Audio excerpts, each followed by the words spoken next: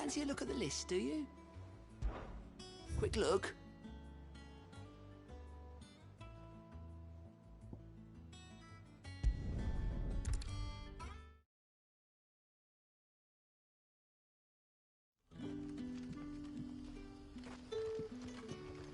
Good day. To you. Sid.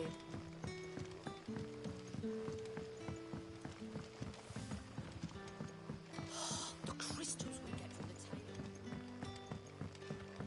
Are we to dig a new cellar?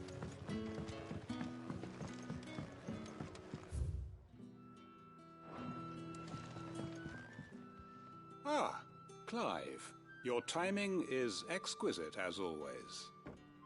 I have a concern which you may be able to assist me with. Go on.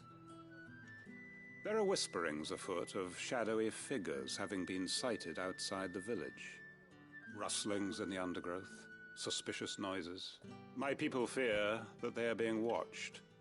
It may be no more than a surfeit of nerves, understandable in the current climate, or it may be the prelude to something altogether more dangerous. Given what I hope you'll forgive me calling your nose for trouble, I wondered if you might investigate. Of course. Excellent. You might begin by speaking with the good citizens of Lostwing. Listen to their tales, and make what you will of them. All right. I will.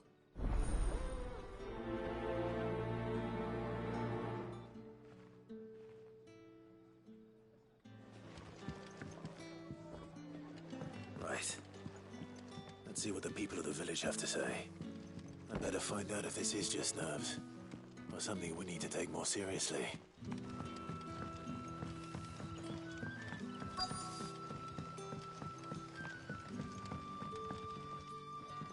You alright, Sid? Something on your mind? There is actually. Can I ask you something? Quentin tells me people have mentioned shadowy figures out in the woods. Have you noticed anything unusual? Oh, that. No, sorry, can't help you. I heard the rumours, mind, from the lads working over at the vineyard, but none of them has seen anything either. All right. Thanks anyway.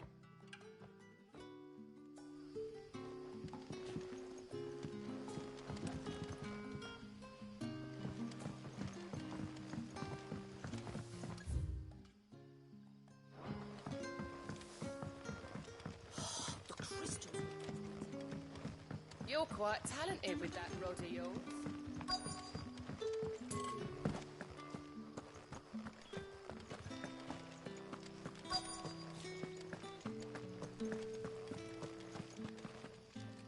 Do you have a moment? There's talk of suspicious figures in the woods. Have you seen anything out of the ordinary? No, but I've heard something. Sound of scraping metal, like someone sharpening a sword. Where was this? In Lorbert's Pass. Was out foraging for herbs when I heard it, screeching out from between the trees. Ran back here as quick as my legs would carry me, and I ain't been back since. I see. I'll look into it. Thank you.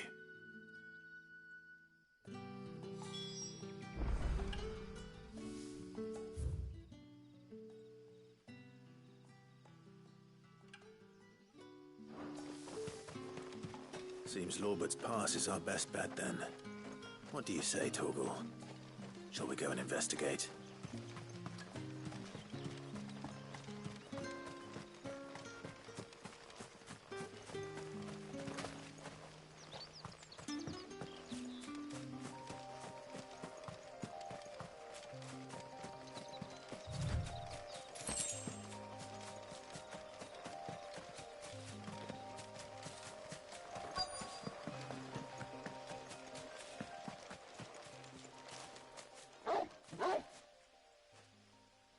You there.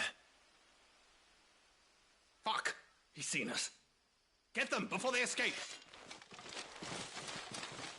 Black Shields. Here. What the hell are you doing here?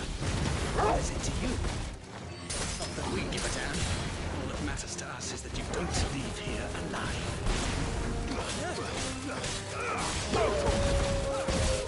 No way!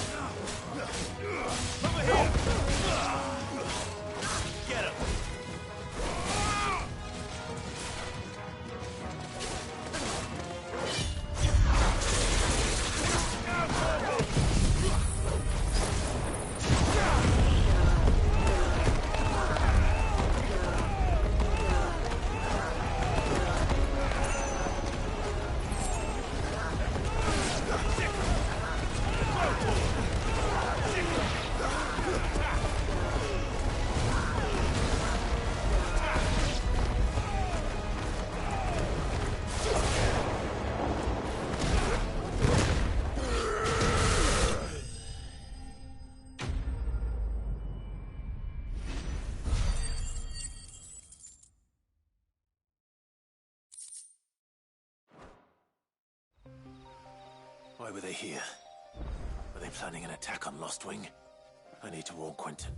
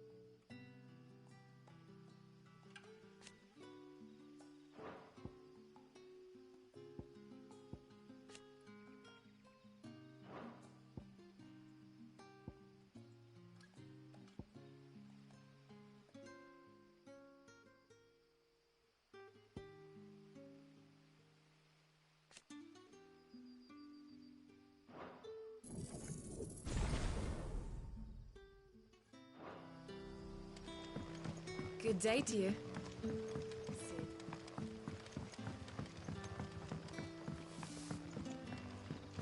The crystals will get you. Are we headed to the cellar? Storm? Clive, how goes the hunt for our sinister figures? I found some black shields hiding near Lorbert's Pass. They're gone now. Black Shields. The Empress's former bloodhounds. Though they serve another master now. One who means to root out and destroy both me and those I care for. And it would appear the pack has finally caught the scent of its prey. Damn it all. I had hoped I would have more time than this. More time to prepare. But if we are cornered, we have no choice but to bite back. And bite back we shall. I'm sorry. You're going to need to explain. Who did the Black Shield serve now? And why would that person want you dead? Because I want him dead. Who? The former Lord Chief Justice of Sanbreque. All that I have built here is for him. I don't understand. Why him? Why Lost Wing? I suppose it is better that you know the truth. I was a member of the judiciary once. So sickened was I by the injustice of this world, I swore to fight it. And fight it I did in my own small way. I saw more than a few corrupt officials condemned to the very cells into which they had thrown blameless innocents. Men to whom the law was but a scourge to turn against the powerless. And throughout, it was the Lord Chief Justice who backed me, who was my one true ally in the quest to see justice done. So what changed? I discovered that he hunted bearers for sport. I was a fool to think he shared my hatred of venality and vice. His support for me was no more than a facade, a means of ridding himself of his rivals, a mask to hide the rot beneath. I filed suit against him immediately. His response, however, was rather more visceral. He had my entire family slaughtered, and he faced no punishment whatsoever. I lost everything. My loved ones, my livelihood, my position, the faith I had once held that any modicum of justice might be achieved through the courts. So I set about enacting my own. I tracked down every soul who served him, and slit their throats myself. But the man himself proved an altogether more difficult target. With money and power come protection, and so I saw that I would need an army of my own. I came here to Lostwing and began recruiting like-minded individuals. And everyone here knows this is why you do what you do. Of course. They too have lost loved ones to the bearer hunts. Seen faultless friends sent to the gallows to spare the guilty. All under the watchful eye of the Lord Chief Justice. Our wounds are the same. And our cause is the same. We are comrades. And our revenge is already in motion. We know where he hides, how numerous and well-trained his guard. What we did not know until now, however, was that his plans may already be in motion too. Quentin. Our time is short. He may move against us at any moment, unless we move against him first. My friends and comrades, it begins. Make ready for war.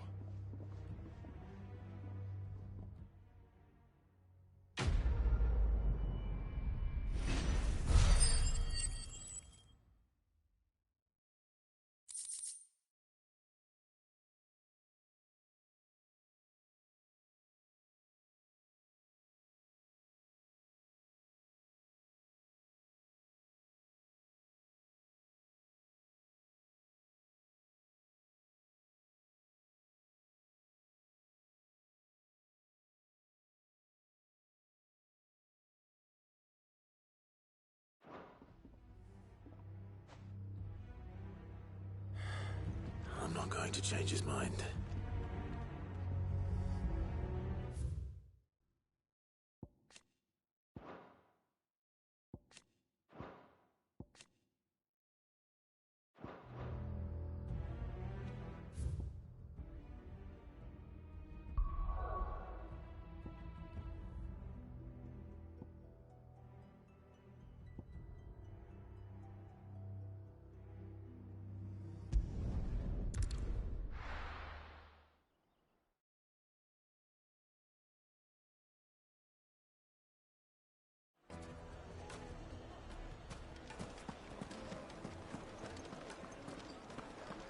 The finest Take a sniff, good sir. You'll be judged. Gone, just like that. And without so much as a by your leave. What's the matter? It's my apprentice. He up and vanished while my back was turned. I'd go and look for him myself, but I've got a bakery to run. A bakery that's now short one pair of hands. Loath though I am to rely on the kindness of strangers, I'm at a loss. Please, will you see if you can find him? I'll see what I can do. Do you know where he might have gone? I wouldn't be surprised if he was off somewhere mooning at Drake's Fang. He used to work there, you see. Poor fool left his heart in its hollow. All right. Then that's where I'll start.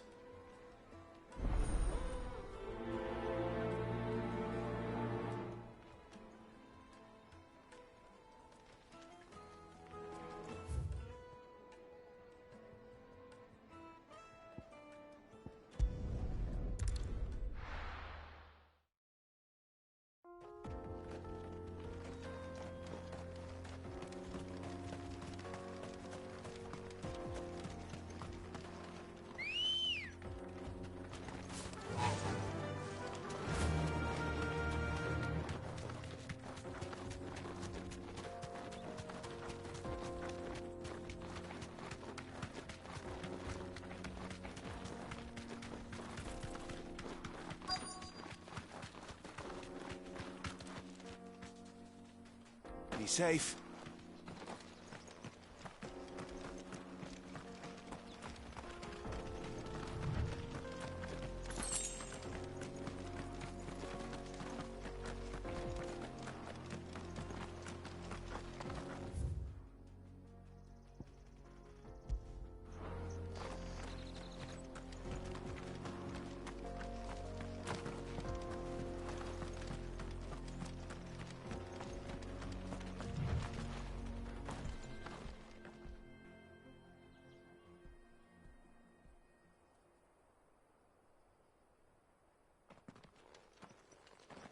Excuse me. What do you want? The baker sent me to find you. I am a sorry, selfish sod, aren't I? Certainly not a baker. Master must have ruled the day he took me in. Time was the sight of the fang used to calm my nerves. But now look at her. I take it you missed the Mother Crystal. I hated her, but she was all I knew. Worked her mines for years. And when she shattered, part of me shattered with her. I had to trade my pickaxe for a rolling pin, but I'm no good at baking. Every loaf I touch collapses. My bread's as hollow as I am. She was the only thing that could fill the hole inside me. Oh, I loved her, damn it. But now she's gone. She's never coming back. What am I supposed to do? I ask her. How does a shell of a man learn to live again?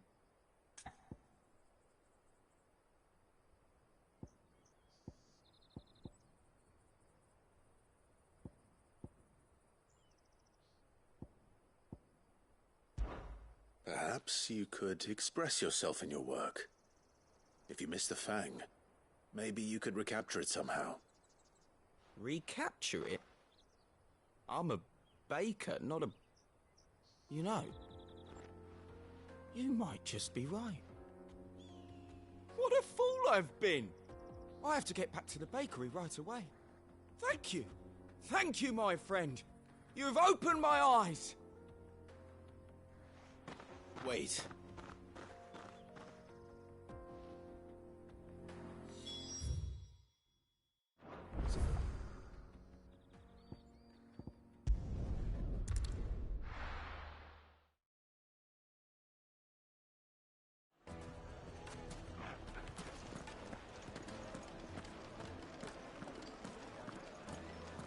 My carpets have bridal The most days. fragrant herbs and spices from the breadth of...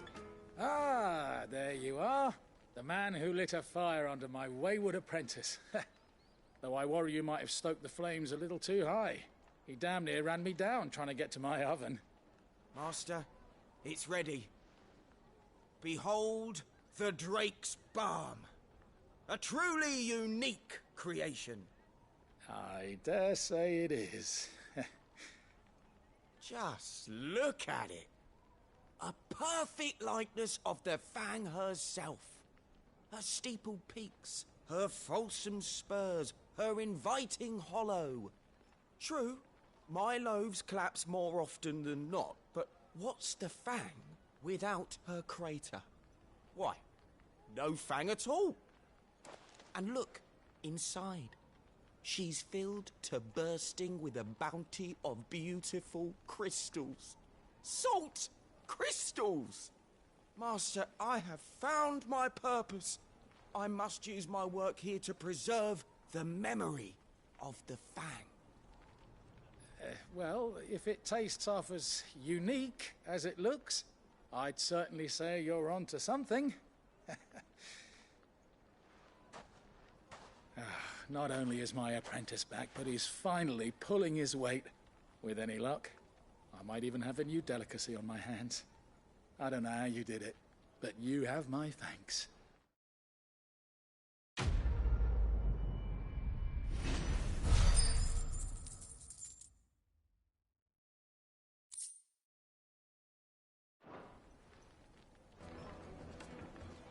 Now, Dusan, I know you're keen, but do you have to use the good salt? Leave some for the rest of us.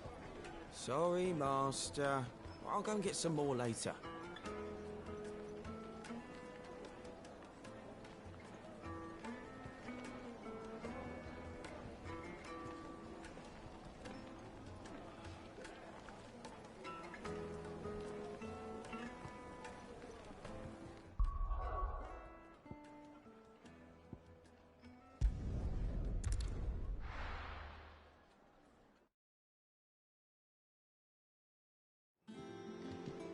I'm telling you, it's true.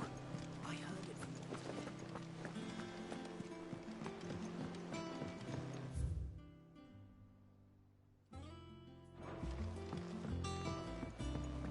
We're seeing troops amassing at every border crossing.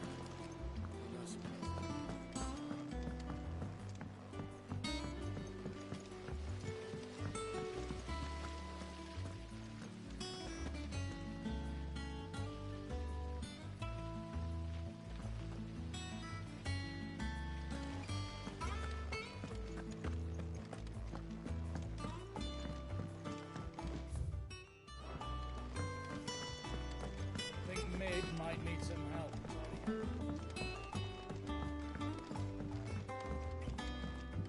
If I don't come up with something soon.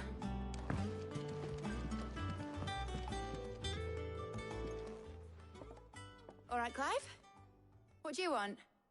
I'm going to visit Sid, and I thought you might like to come with me. Sorry, I'm too busy for all that right now. I've got to get this thermal displacement stack sorted. Thermal... Displacement stack. Here. And this is for... Only the fastest, finest ship the world has ever seen. The Enterprise.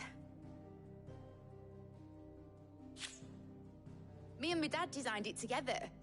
Where other vessels rely on the fickle winds to drive them through the water, ours is fitted with mithril engines.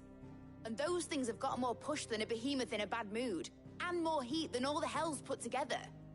Which is where the stack comes in. I may have already talked some tight-lipped shipwrights into putting the hull together for me in a little dockyard in Canva. But the stack's a bit more involved, so I'm building it here. Thing is, it's so involved that I'm running behind and it's starting to hold things up over at the shipyard. I'll come and see my dad, though, when I'm done. Whenever that is. Is there anything I can do to help? Good old Clive. I were hoping you'd say that. First things first, I need some parts meching. The stack will be made up of 3 major components. There's the plating, here, that channels hot vapors away from the engine.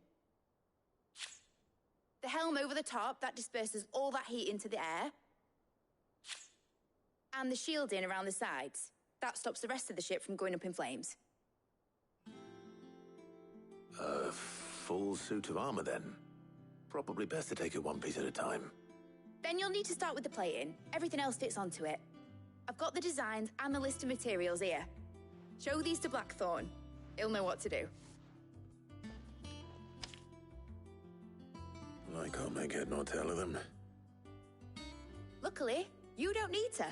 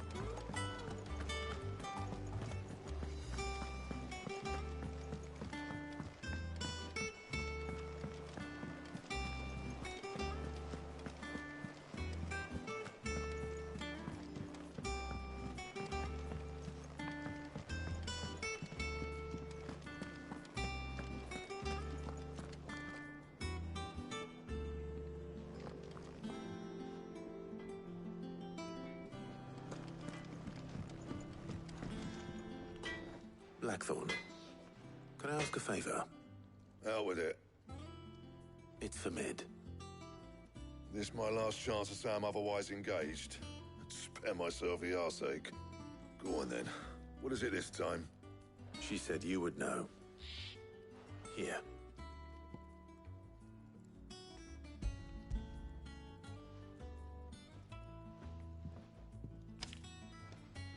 Krieger's Tates.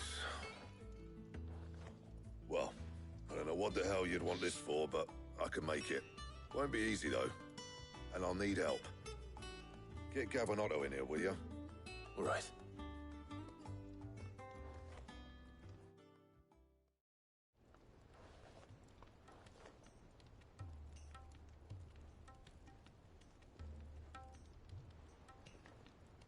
So Mid's roped us all in here again, has she? Typical. Still, if that's what it takes to get her to visit Sid's grave, I'll do what I can. And, what is it we need to do, exactly? Take a look at this. It's this plating. The usual sword grade steel won't work. We need something that can get very hot, very fast, and still keep its shape. That means an alloy. Something that won't break or buckle at the temperatures she's talking about. Which is where you lot come in. I need materials, and I've got my work cut out already. You'll have to fetch them. Now, there's a special kind of sand I'm after that you can only find out in the Velcroy. Stardust, they call it. As for the rest of the stuff, my usual supply should have it in stock. It just needs buying and bringing back here. Well, we'll get it done quicker if we split up. One of us should probably give you an hand collecting the sand. And the other can go and get the rest from this supplier. Right then. Well, make your minds up who's going where, we can get this over with.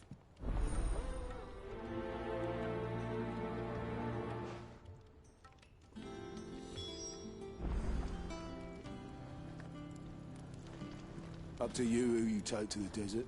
I mean, Gav's good in a fight, but he don't have my winning personality. You going after the Stardust, then? Which one of these two lucky souls is going with you?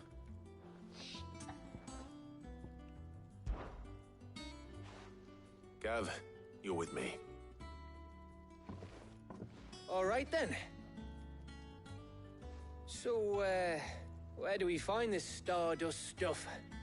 There's a river that runs through the southern reaches of the Velcroy. It's the black sand that washes up on its banks that you're after. Southern reaches of the Velcroy, eh? That's down past Dalamil. I'll go and scout the place out. See about hiring us a wagon to bring the stuff back to. All right. I'll meet you by the river. While you're off having a paddle, I'll pick up the rest of the stuff from Blackthorn's supplier. Take care. You two, eh? Don't go letting him fleece ya. Fleece me? I like to see him try. In your own time.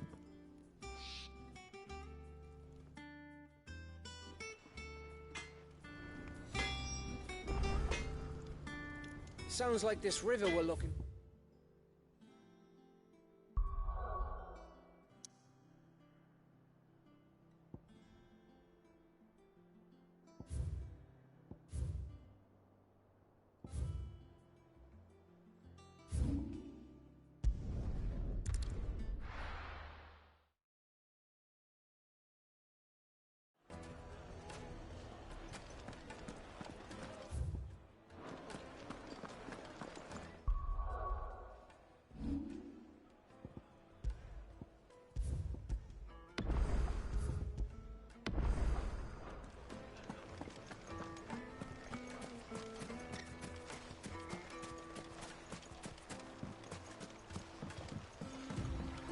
Looks like I found the river.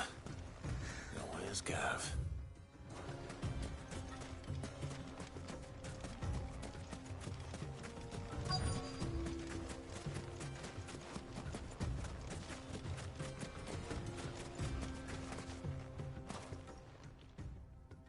Sorry to keep you, Gav. Better late than never. I've had a quick scout about, and I reckon round here's our best bet if we want to grab as much of this Stardust stuff as we can. Don't know what Blackthorn's planning to do with it, though. I asked over in Dalamil, and they seem to think it was worthless. But if Stardust is what Blackthorn wants, Stardust is what he'll get. There's plenty of the stuff lying about just begging to be bagged. Then let's get bagging, shall we? We shall. Race ya.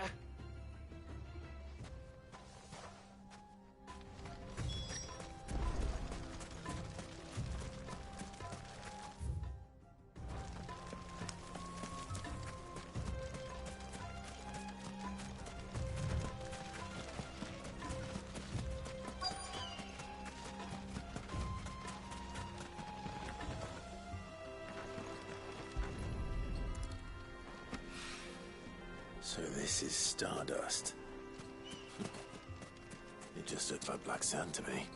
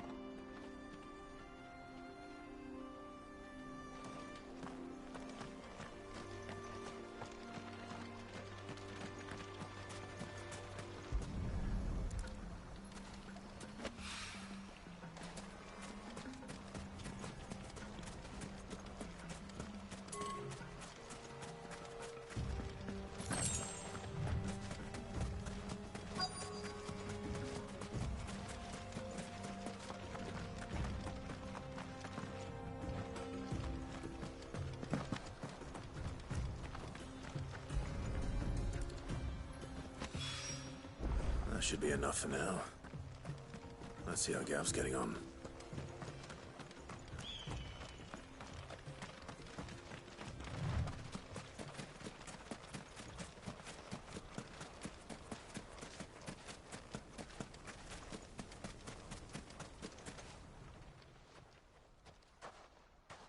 You finished? How much did you get? Enough. I hope.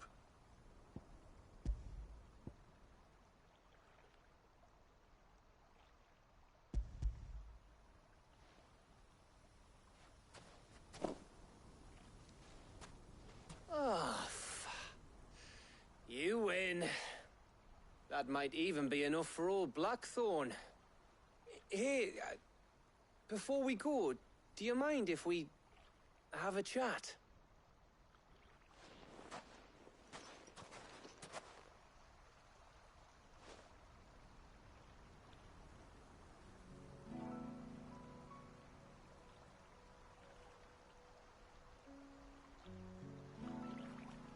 Feels like ages since we had the chance to talk. You know, man to man like. It does, doesn't it? Back when you first took Sid's name, we were talking all the time. Working out what to do in that. There was a lot to work out. And there still is. Those shoulders of yours starting to feel the strain. Hardly ever see you around the hideaway nowadays. Always on some errand or other. You can take a day off, you know. Well, says the man who spends most of his time behind enemy lines. Only 'cause you keep sending me there. I know I can count on you, Gav. Likewise.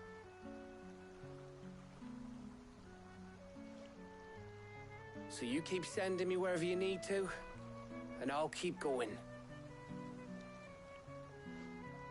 Safe in the knowledge that I have a home to come back to. Thanks to you.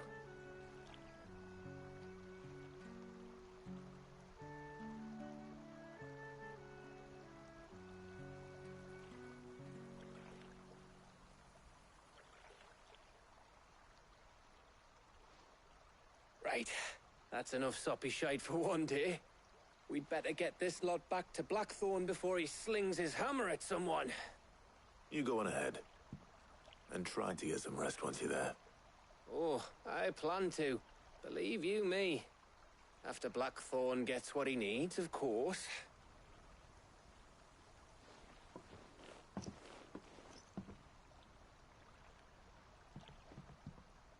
Right. Ready to go home, boy?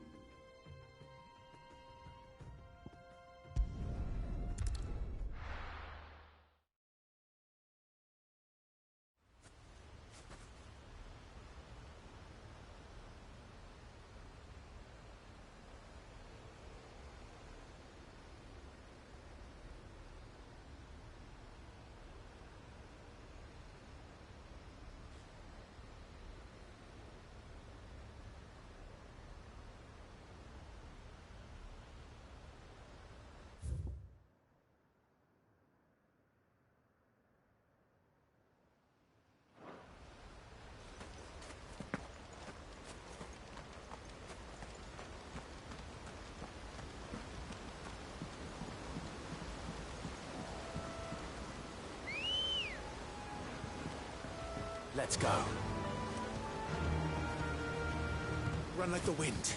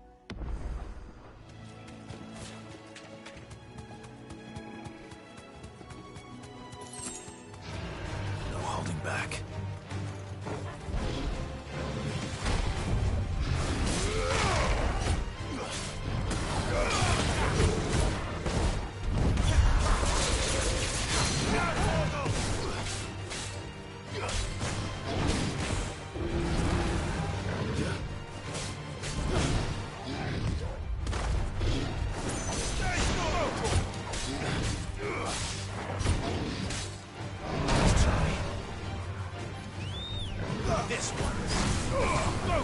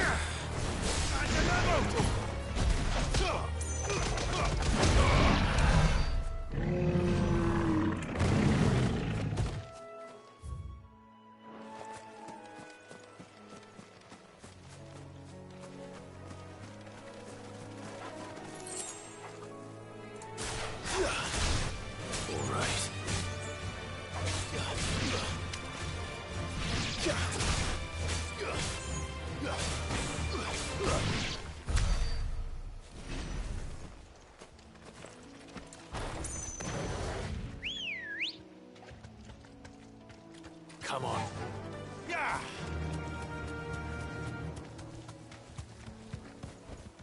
Back to the stables, girl.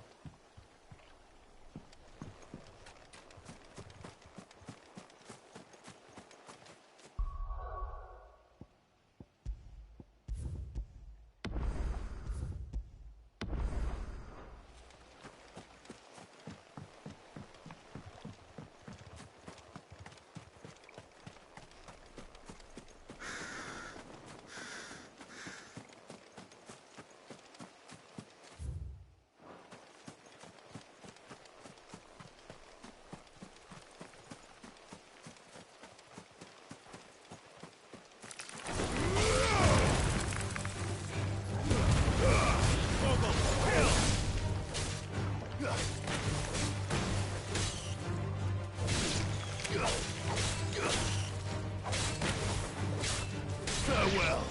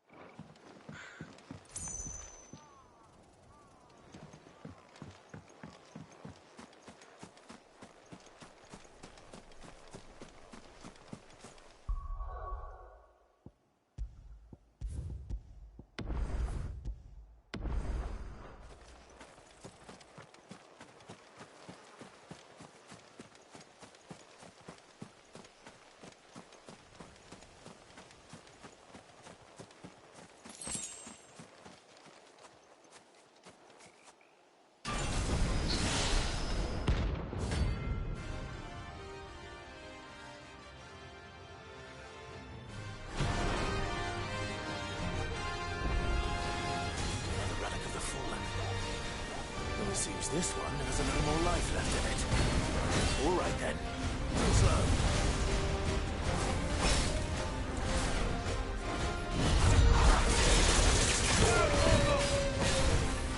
Nice try.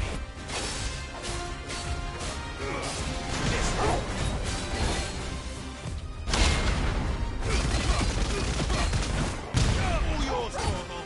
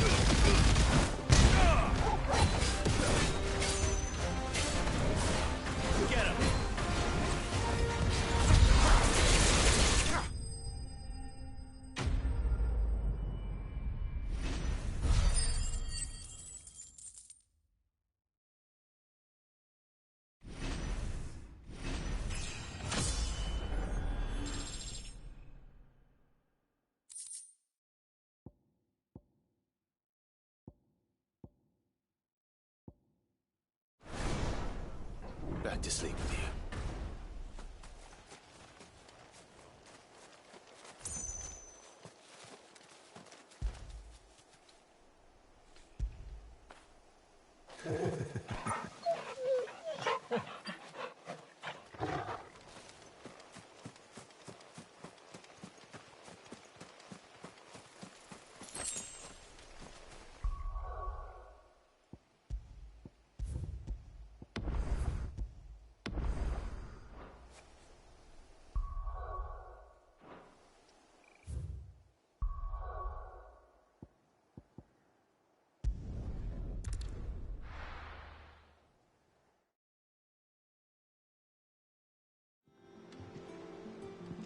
Let's hope this is all Blackthorn needs.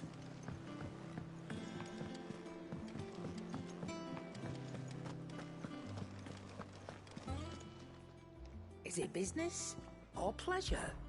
Go on, then.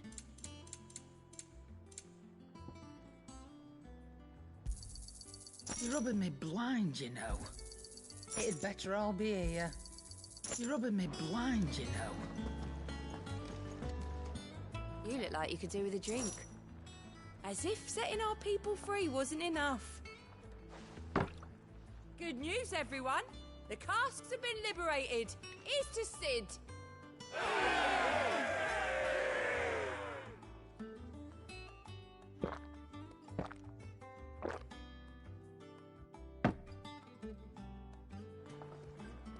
Don't be a stranger, Sid.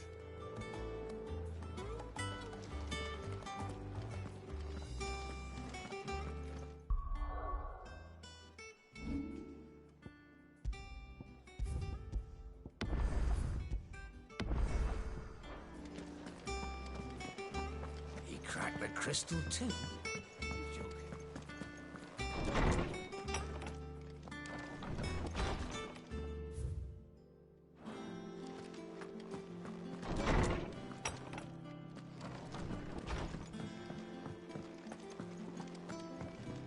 All right, Clive.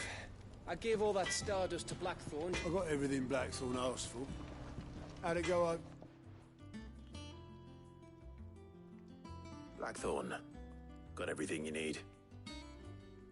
Yeah. Yeah, I do. Cheers for the stardust. Should be enough to be getting on with. We should go out on maneuvers together more often. You'll be sneaking around on your Todd all the time. I'll make a start on putting this thermal plating together then. It'll take some time, mind. So if you've got other things to be getting on with, I could do without you breathing down my neck. Thank you, Blackthorn. I'll let Mid know construction's underway.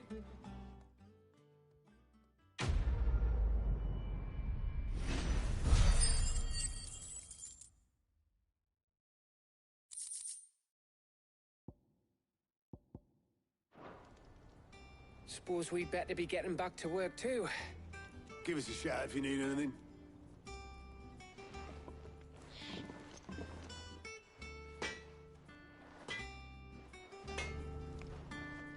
What do you need?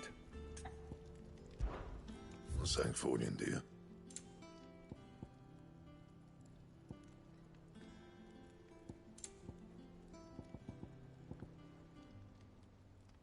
And?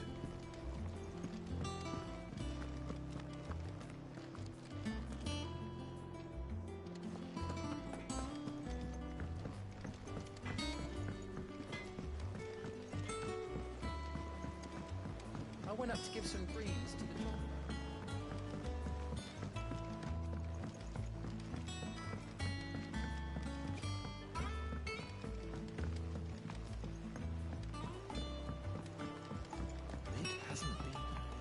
Editors started reading books that don't have any pictures in.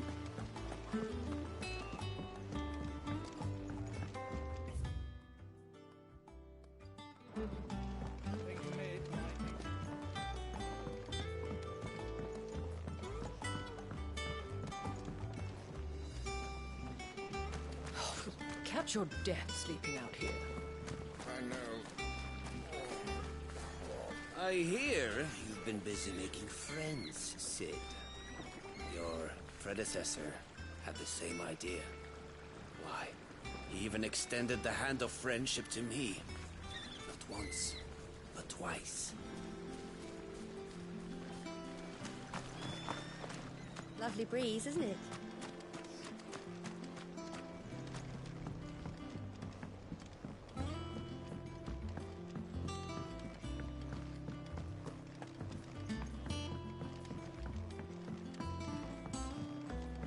If I don't come up with something soon.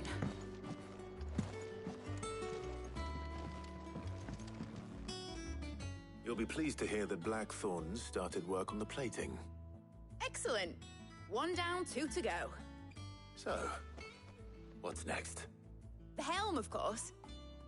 For this, we'll be repurposing fallen scrap.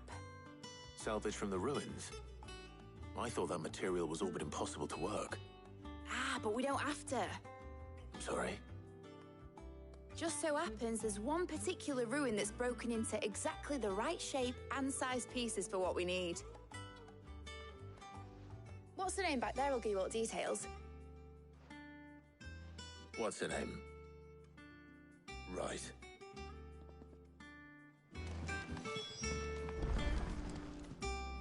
Oh, Sid, is this about the helm? Yes. Mid said I should speak with you. I'll show you the plans then. Here you see the mithril engine, in which mithril is burned to generate heat. That heat is then harnessed to produce motive force. Excess heat is dealt with by means of the thermal displacement stack, which disperses it into the surrounding air. Now, were we to rely on thermal plating alone to achieve this effect, the rate of excess heat buildup would far exceed the displacement coefficient of the plating. In other words, the reactor would overheat and eventually explode. This is where the helm comes in. It connects to the plating, you see, and serves as a sort of thermal sink to absorb all that excess energy. Our experiments have shown that fallen ceramics are remarkably thermophilic. They can withstand and absorb levels of heat far above anything we are able to make today. And not only that, they're also waterproof and immune to rust, making them the perfect material for our protective hood. Why, if sea or rainwater were to enter the reactor proper, it would vaporize instantly. The forces produced would tear the ship from stern to... You can stop there. I understand. Mid said we might be able to use parts of a fallen ruin. Where would I find it? Ah, yes. It's in Lorbert's Pass, near Lostwing. The thing is, well, I probably should have arranged to have the pieces we need brought here sooner. You see, a certain unwanted visitor has taken up residence there. It's no longer a matter of just walking in and taking them. It's, going to be considerably more dangerous than that. I see. Then I suppose I'd better deal with this unwanted visitor for you. Would that help? Very much. Thank you, Sid. I'll gather my team and head there right away. We'll meet you outside the ruins.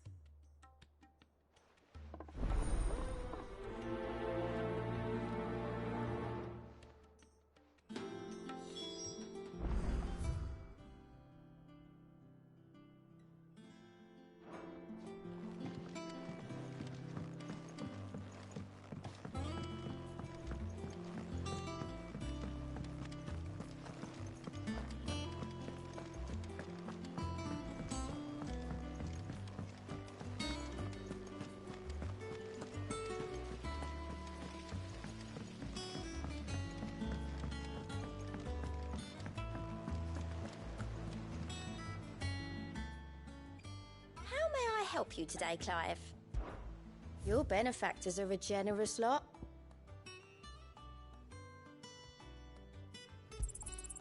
Here you are.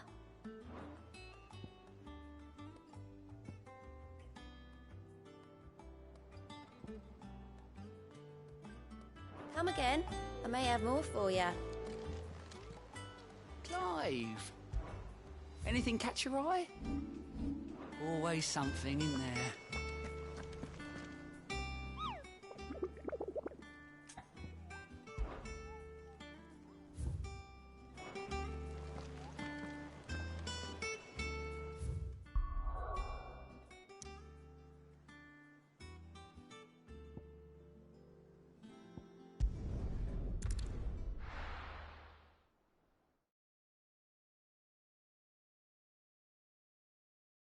I'll be taking you all to a storehouse in the Bales. Leave anything you don't need behind.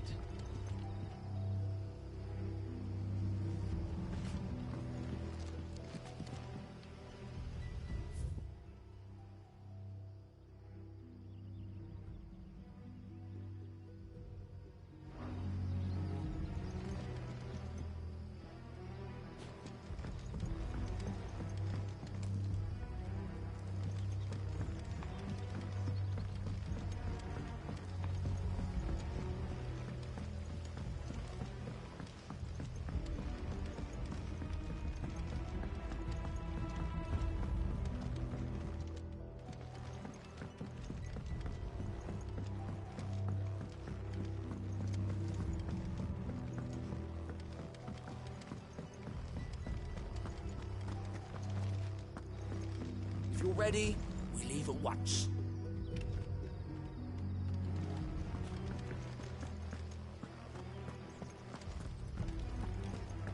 Come, my children, the reckoning is nigh.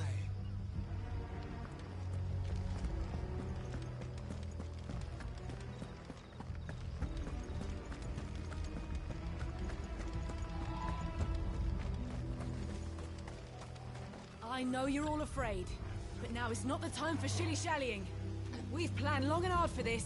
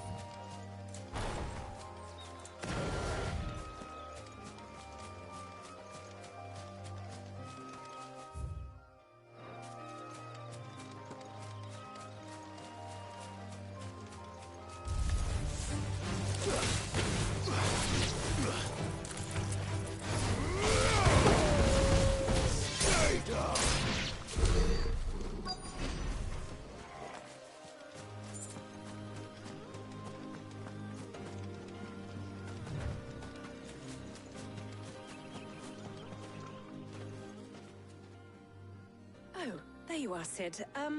Thanks so much for coming. The, ruins are just over there, as is the creature I told you about, I'd imagine. Would you mind? Of course. I'll be right back.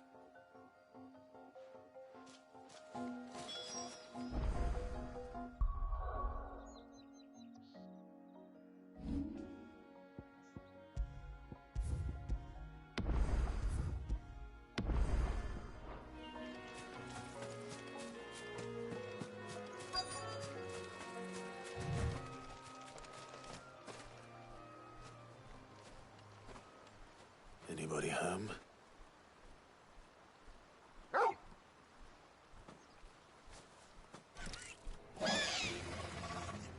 This must be our unwanted visitor. Time to go.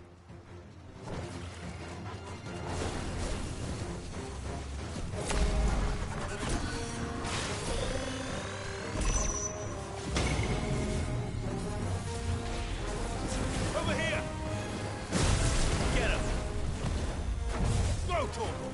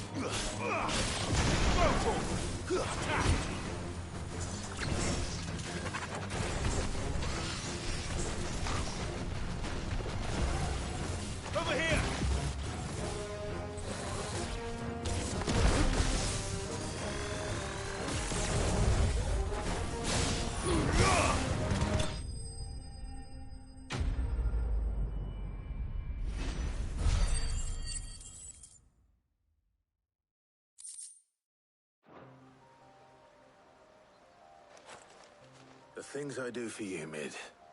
Sid! Oh, thank goodness you're safe. You shouldn't have any trouble now. Indeed. Well, don't let us keep you. We'll, see that everything is transported safely back to the hideaway. All right. I'll let Mid know you're on your way.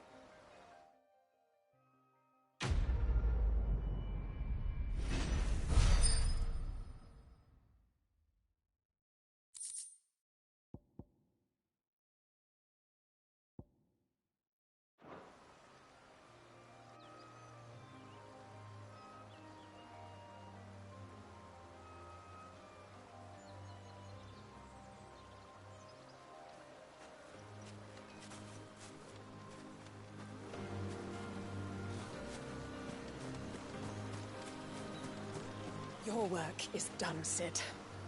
We'll take care of the rest. Let Mid know she'll have her helm very soon, would you?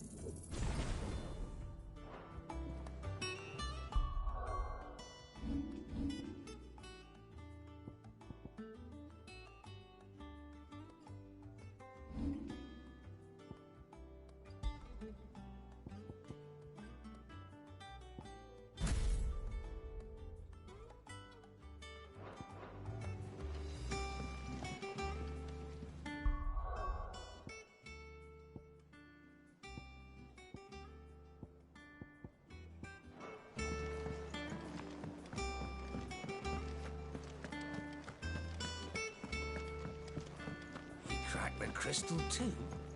Joking. It's no joke. Drake's fang is gone.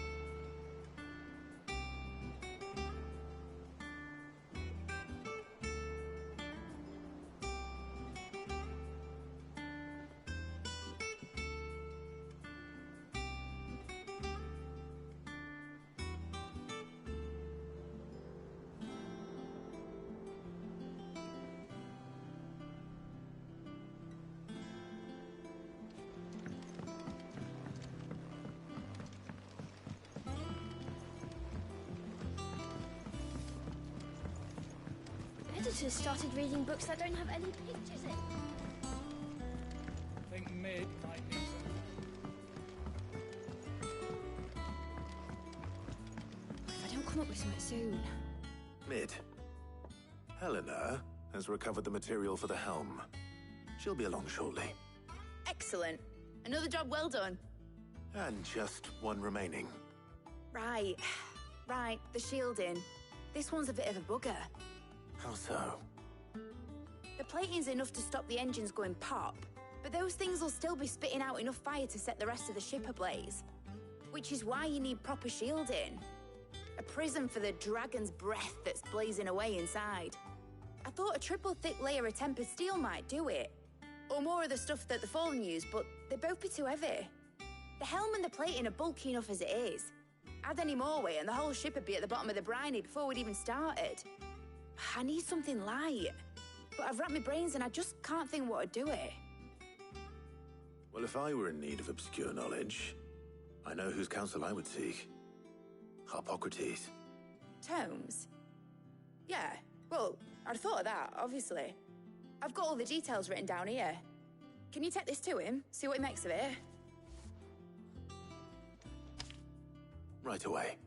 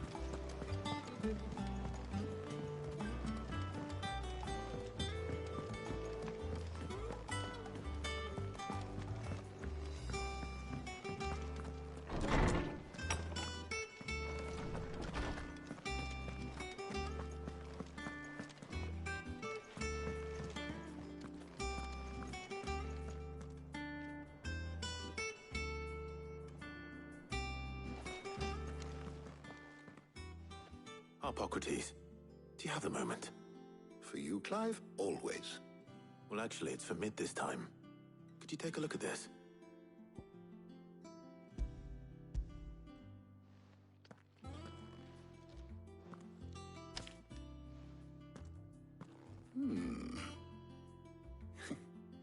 Shielding for a mithril engine? Whatever will that girl think of next? What are these notes around the edges? She has some specific requirements for the materials. The shielding needs to be able to resist extreme heat on the inside, and yet remain cool enough on the outside not to set the ship alight, while also being light enough not to sink it. As you can imagine, she's struggling to find anything that meets her needs. I see. I wondered if you might know of a solution, or if you might be able to search the records for one. Perhaps it is not a different material she requires, but a different approach. What do you mean? Consider the lake we have made our home. Its blighted waters eat away far more quickly than fresh water or even brine, at timber and steel alike. And yet, we have made a home here from those very materials nonetheless. We have. But Bardolph must varnish every board twice over to keep it from rotting. And Obelisk complains that without a constant supply of pitch. I see. Early Gregorian histories speak of a preparation known as moon dew. It is said to be able to resist even the most ferocious flames. Before the dragoons tamed the worms and wyverns of the realm, nobles would daub their castle walls with it in order to guard against dragon fire. So if we could recreate it... It might be applied to some material or other in order to provide the protection Mid requires. As to how best to apply it and to what material, perhaps Bardolph and Obelisk might be of assistance. I shall speak to them and see what wisdom they might have to offer. If you would be so kind as to procure the necessary ingredients, I shall discuss the specifics of how it might be most effectively put to use with our two friends. The knowledge of the past may yet prove useful to we of the modern era. Thank you, Harpocrates. And since you're asking others to help you, perhaps I should too.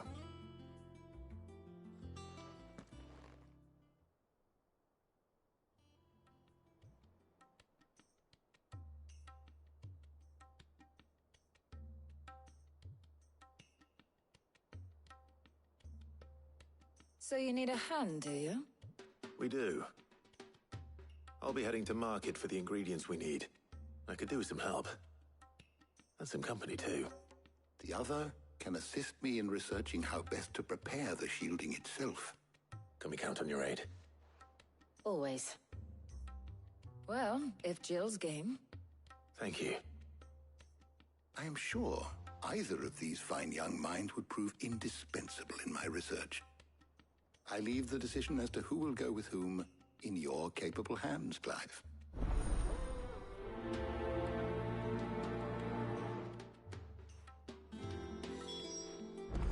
Shielding that guards against even the most ferocious flames.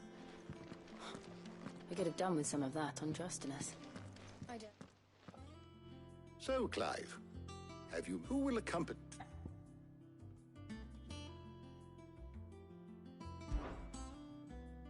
Very well. So then, what do we need to find? I have taken the liberty of preparing a list. Here. White chocobo eggs. Pepio nuts. Are you sure this list is right? Everything on here seems very edible. I would have thought the ingredients would be a little more exotic. Though these items may seem mundane, they have potent effects that are rarely exploited, effects for which they were once highly prized. So much so, in fact, that they were harvested almost to extinction, hence moon dews having fallen from favor. Now, of course, they can be obtained with ease. You should be able to find everything you need at the market in Northreach. Is that so? I've been meaning to visit Northreach anyway. I'll set out now. Join me there when you're ready. I will. Until then.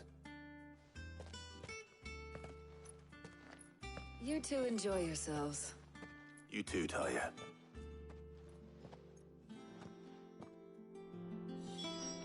Good luck in Northreach. Try not to get too distracted from the task at hand. My knowledge is yours. I don't believe you've read this particular chapter before.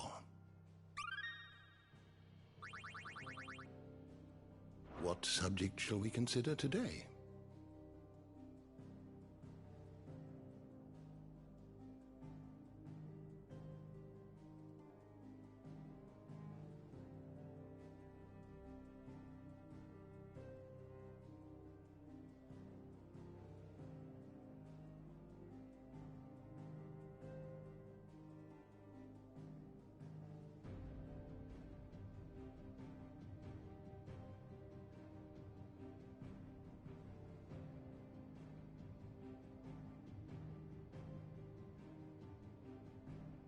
You are always welcome, Clive.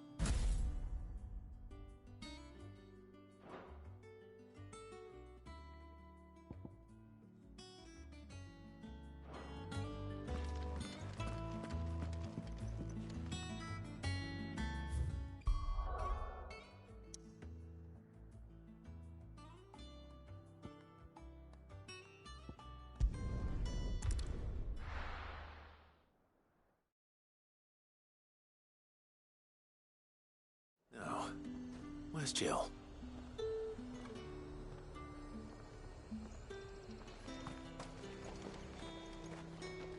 And what can I do for you?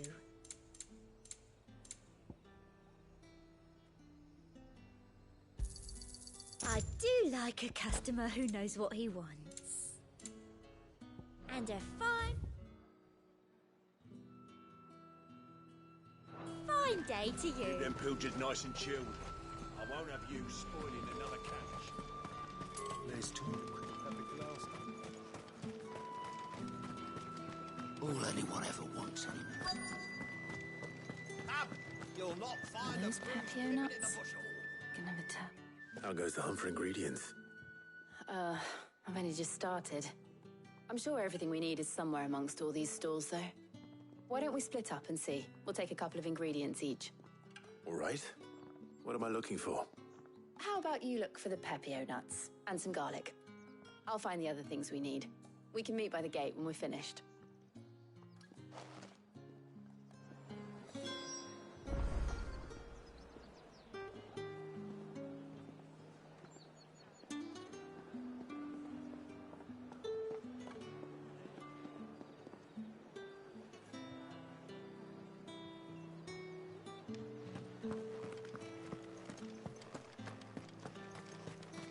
Fresh cuts. Come and get them before they... Any friend of the innkeeper is a friend of mine.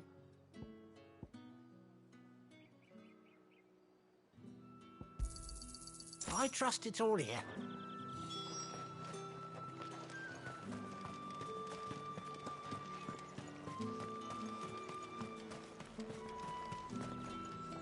Oi, don't touch anything. And thanks for nothing. That's everything. Let's see how Jill's getting on. Hell, is anyone supposed to afford that price?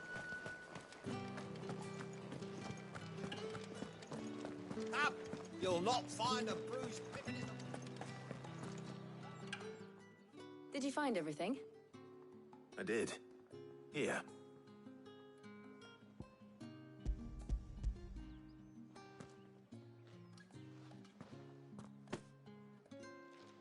Garlic and Papio nuts. Perfect. Now all that remains is for Harpocrates to somehow turn all this into what Mid needs to keep her engine cool.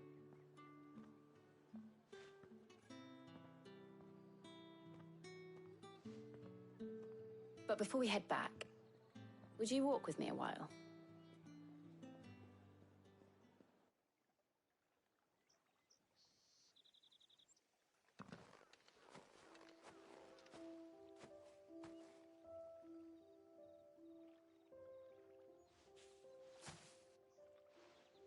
Thank you for asking me to help you today. It makes a nice change. It does. It's good to get away from all the battle and bloodshed for once. Just being here reminds me of when we were children. Do you remember? Walking down Market Street in Rosalith, taking in the sights and smells. How could I forget? What with Torgal's antics. Remember how his nose would prick up at the scent of sausages? He'd go racing away and we'd have to go running after him. We wouldn't catch you now, would we, boy? Is there anything you wanted to buy for yourself while we're here? There was, yes. Well, sort of. Molly in the kitchens told me about a place that sells particularly good pies. Thought you might like to share one with me. I would. Thank you. And I saw some bread.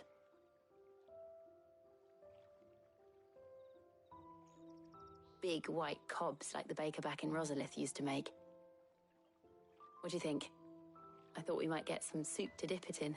But then I tried a slice of the butcher's dry-cured ham and it was just... oh. You all right?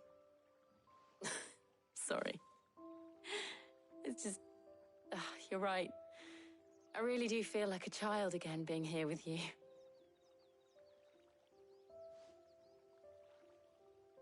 Clive. Is it wrong of me to enjoy this? No, Jill. This is how life should be.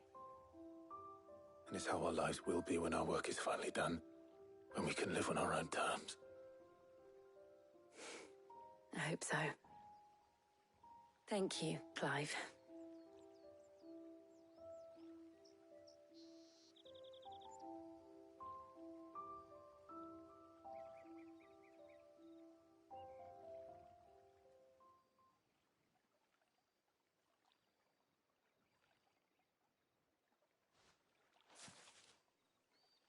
Well, I suppose we better be getting back.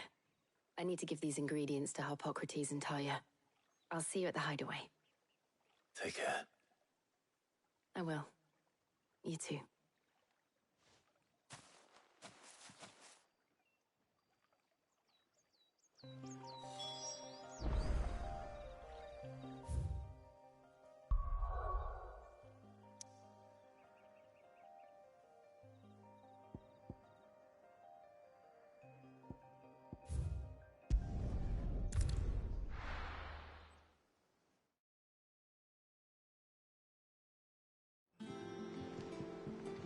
I wonder how Harpocrates is getting on with the moon dew.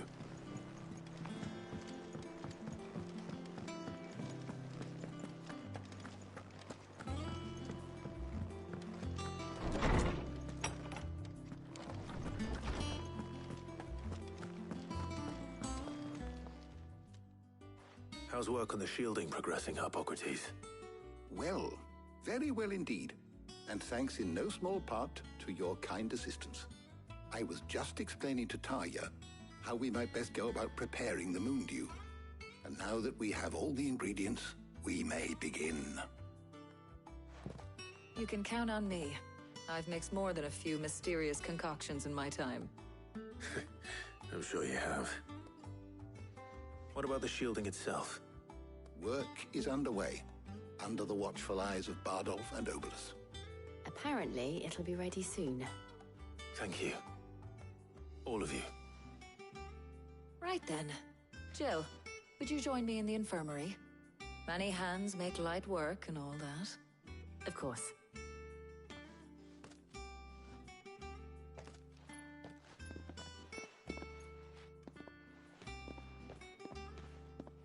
Oh, and Clive, thank you.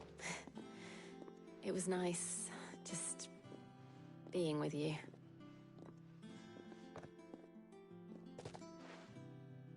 It appears our work here is almost at an end. A shame. I was enjoying playing the man of action for once. When both the shielding and the moon dew are ready, it will merely be a matter of applying the one to the other. Followed by a rigorous process of testing and retesting, of course. Perhaps someone ought to warn young Mid of that. Leave it to me. Thank you, Harpocrates.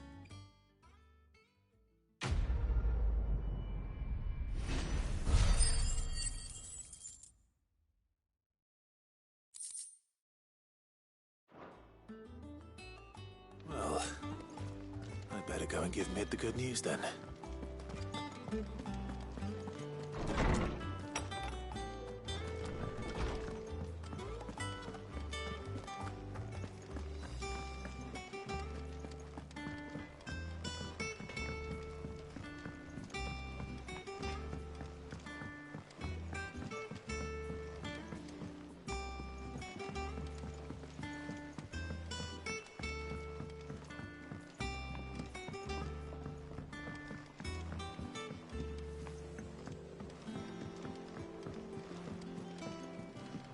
Editors started reading books that don't have any pictures in.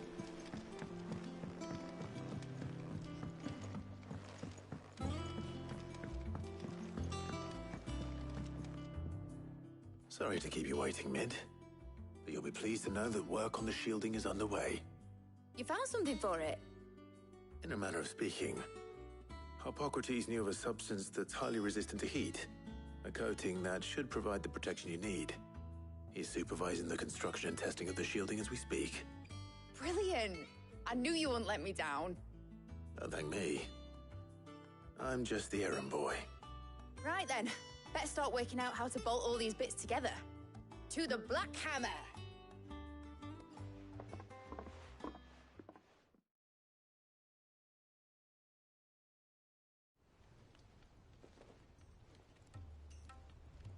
You know, when I got into the smithing game, I thought I'd be making swords and shields, not thermal bleeding didgeridoo-dahs. Displacement stacks. Same difference. Whatever you call it, I ain't putting it together in here. It's cramped enough as it is. Let's take this outside. Mid, you get all the parts lined up on the deck. I'll take care of the rest. On my way. Oh, and bring me the biggest hammer you can find. This is gonna require some precision walloping.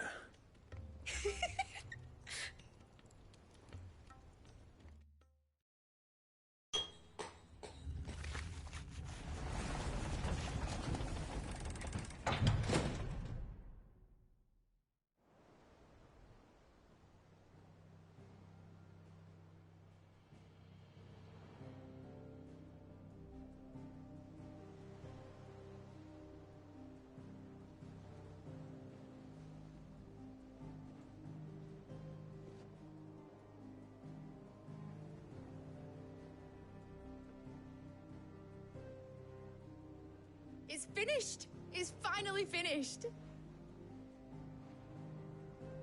Thank fuck for that. I'll be feeling my hammer arm for weeks. Thank you, Clive, Blackthorn, everyone. That's one down and just 3 more to go. I'm sorry. Oh, didn't I tell you?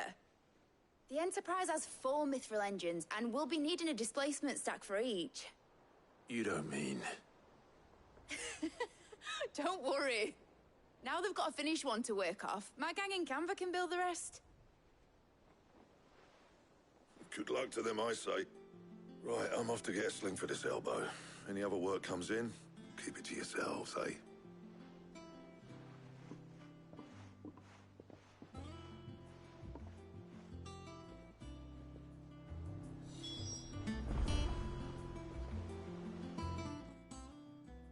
What's the matter?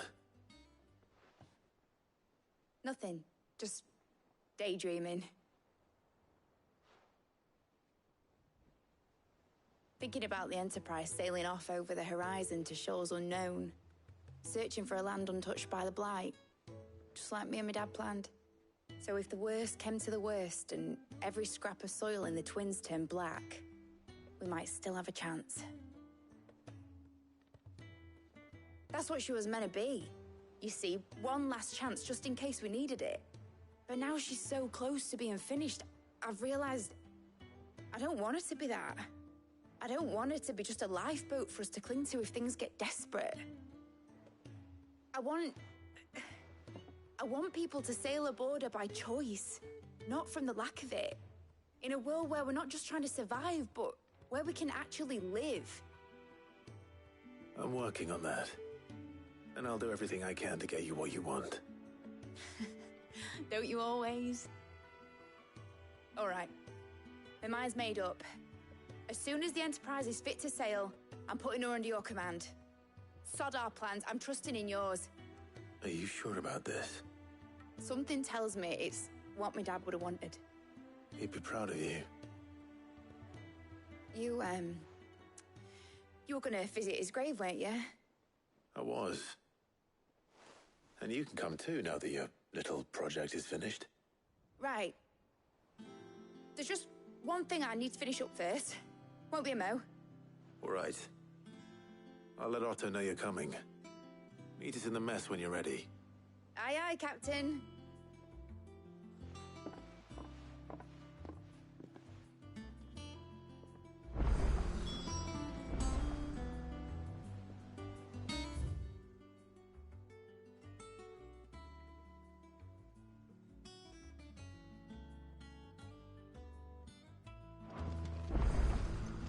Mid told me she was building a ship.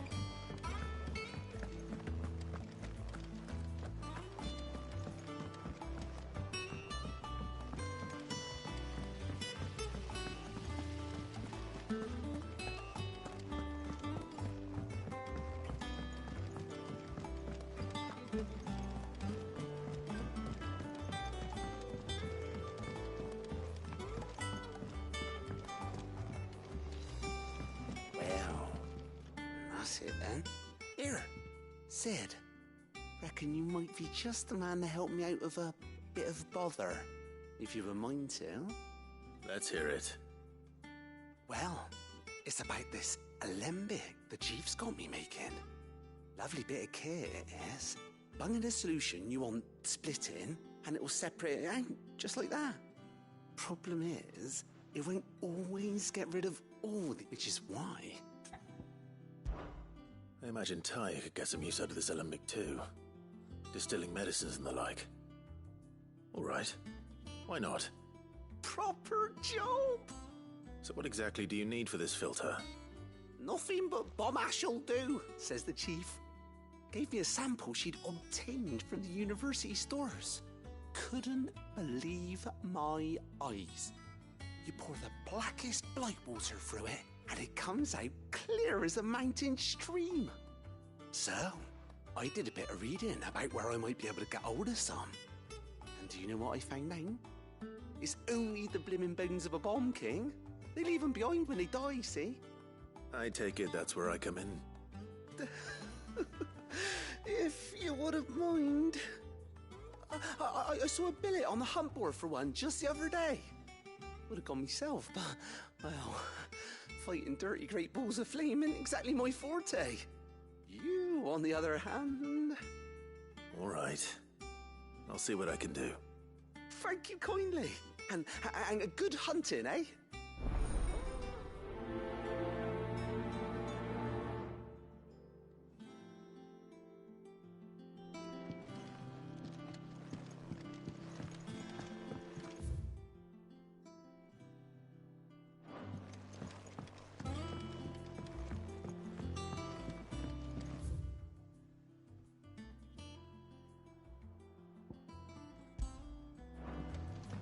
I think Mid might need some help.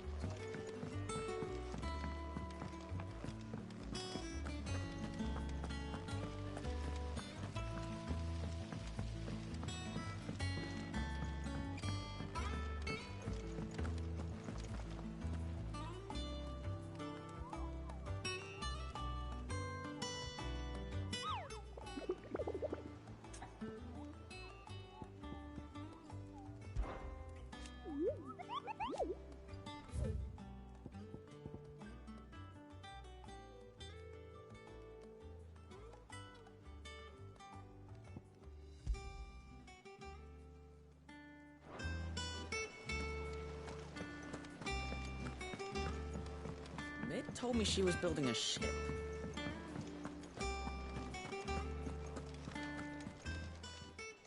Fancy a look at the list, do you? Quick look. Always something in there.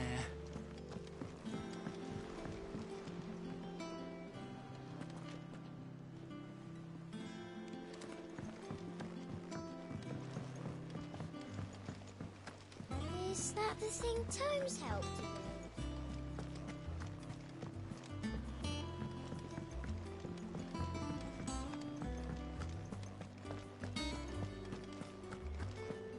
He cracked the crystal too.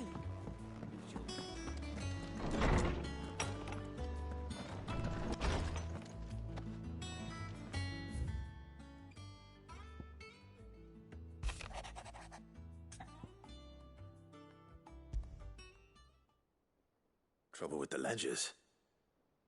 Shouldn't he be asking Otto for help?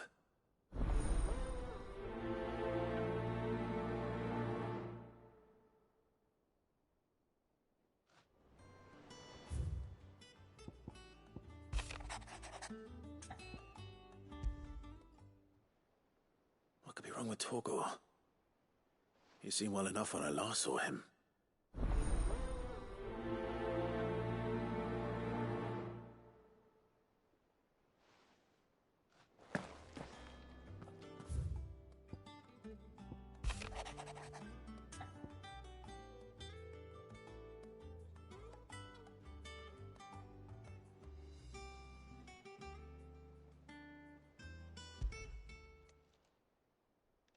Hopefully it's nothing.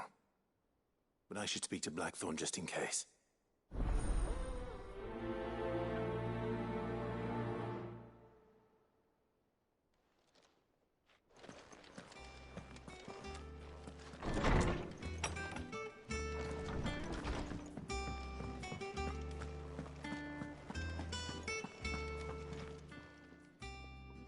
got your note. You think something's wrong with Torgal?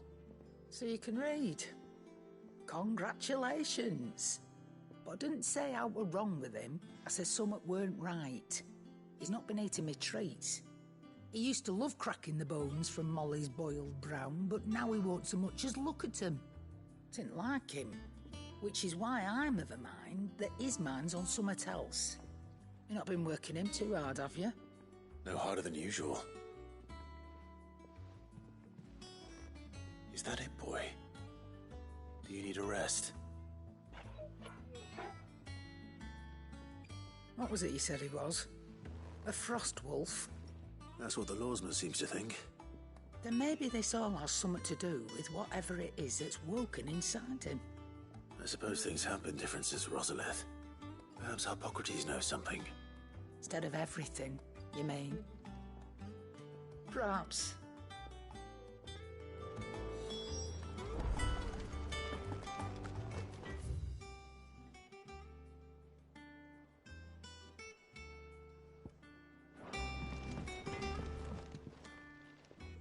Blackthorn, do you have a moment? Not really, no. This won't take long. I just wanted to ask how you're getting on. August was worried about you, that you might still be doubting your craft, even after learning the trick of that cuirass. Is there something else weighing on your mind? Perhaps sharing your thoughts might help. That bastard's like a dog with a bone. Still, you've got a keen eye, I'll give him that. He's just, well, Karen showed me something. Something I've never seen before. And that was? A sword. An odd-looking thing with a single-edged blade. The metal itself wasn't anything to write home about, but fuck me, the edge on it. You could slice a man clean in two with a weapon like that, and he'd be halfway home before he even realised he'd been cut. So that's what's troubling you? Nah. Not troubling me exactly. More distracting. Can't stop thinking, how do you get an edge that sharp? It's driving me mad.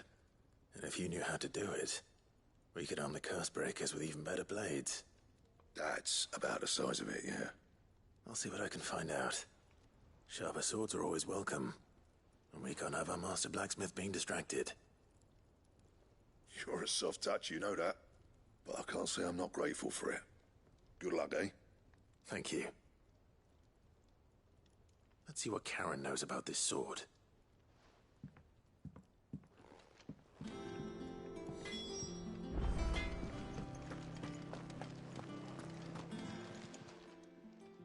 You're looking well, Karen.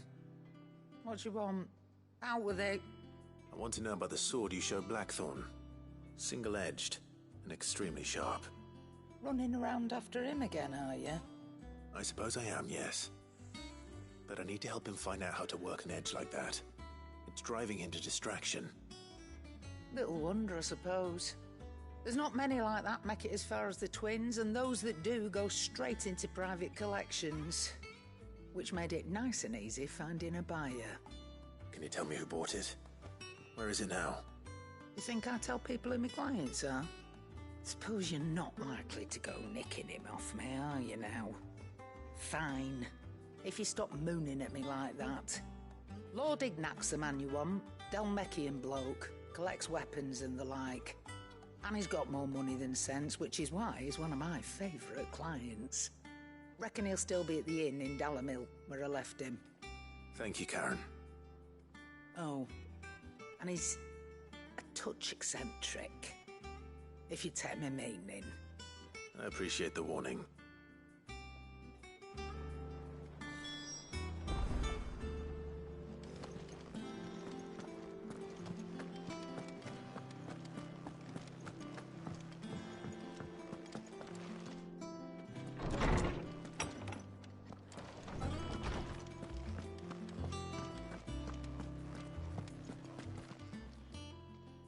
Lawsman, I need to ask you about Torgal.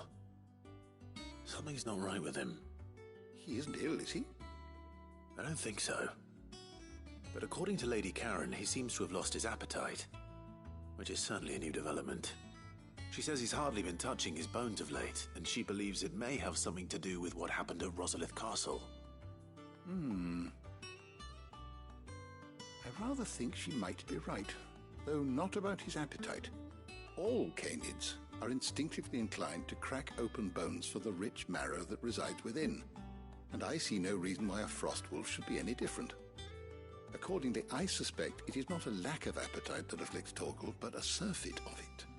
If we assume that his newfound magics require additional nourishment to sustain, it may well be that the bones Lady Karen is accustomed to providing are no longer sufficient. Frostwolves, after all, habitually prey upon far larger animals, whose bones may yield altogether different nutrients. As to where one might find a suitable substitute, some antelopes that graze the meadows of eastern Rosaria have been known to grow to a size more than double that of their lesser cousins. I don't recall ever seeing any that large. And little wonder. The oldest and largest such creatures rarely leave the safety of the highlands for fear of predators. The last elder antelope sighting I recall hearing about took place near Cressida, and that was long before the village was abandoned. Even so, it seems like a good place to start. Good hunting, Clive.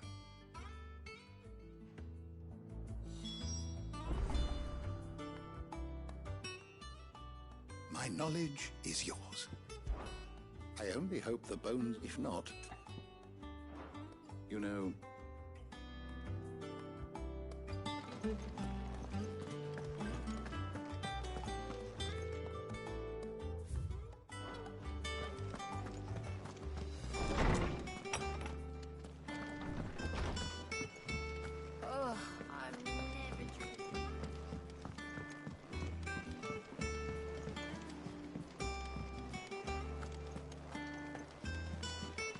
Is that the thing Tomes helped to do? Mid told me she was building a ship.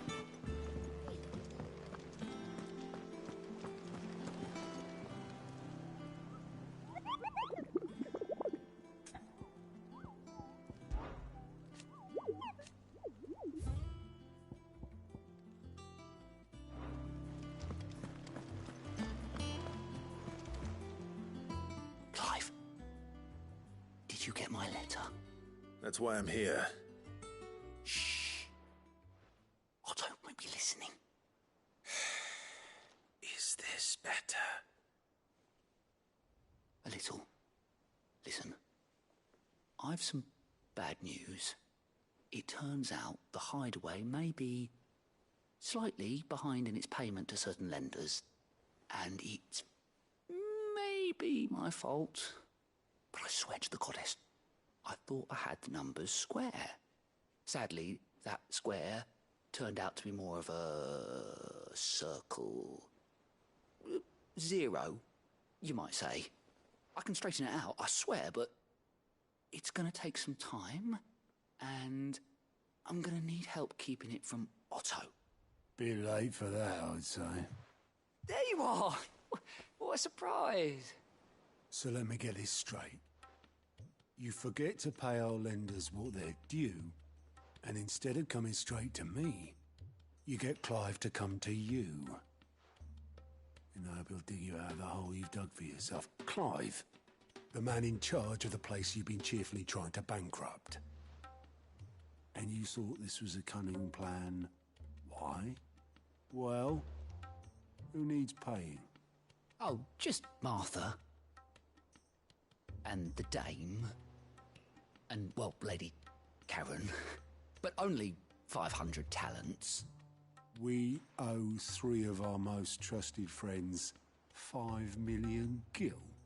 Each. 5 million each. They lent us the bulk of the money we used to rebuild the hideaway, you see, and, well, I must have made some sort of oversight. Those ledgers were my responsibility, and it was my decision to entrust them to you. This is my fault. Do we have that much to hand? I can always ask my uncle. No, we don't. And no, you won't. We've lightened Lord Rosfield's purse enough. After the King's ransom we had off him, he deserves better than to see our begging bowl.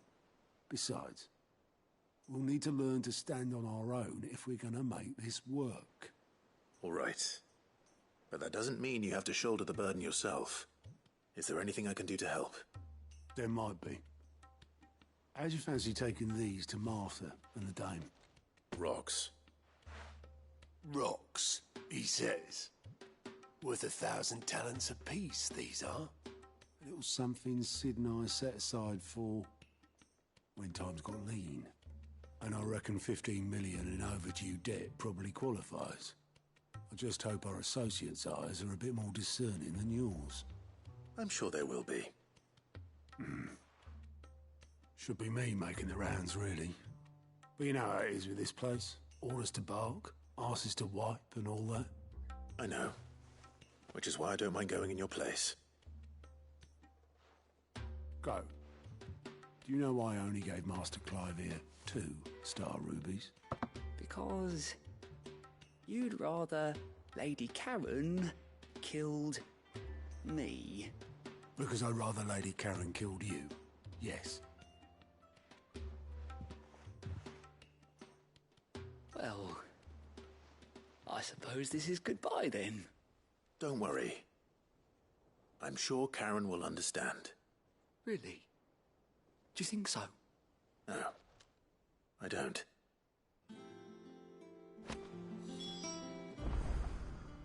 How are you doing? I'm sorry to drag you, it's just... Don't be a stranger, eh?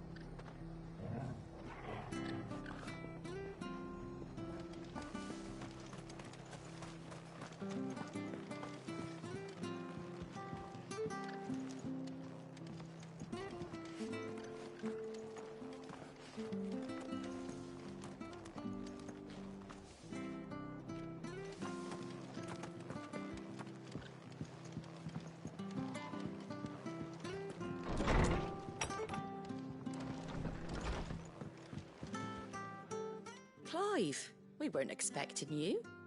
I wasn't expecting to be here, but it seems we still owe you a considerable amount of coin for your help with our rebuilding efforts. And though I doubt it's what you were expecting, we were hoping you'd take this as payment.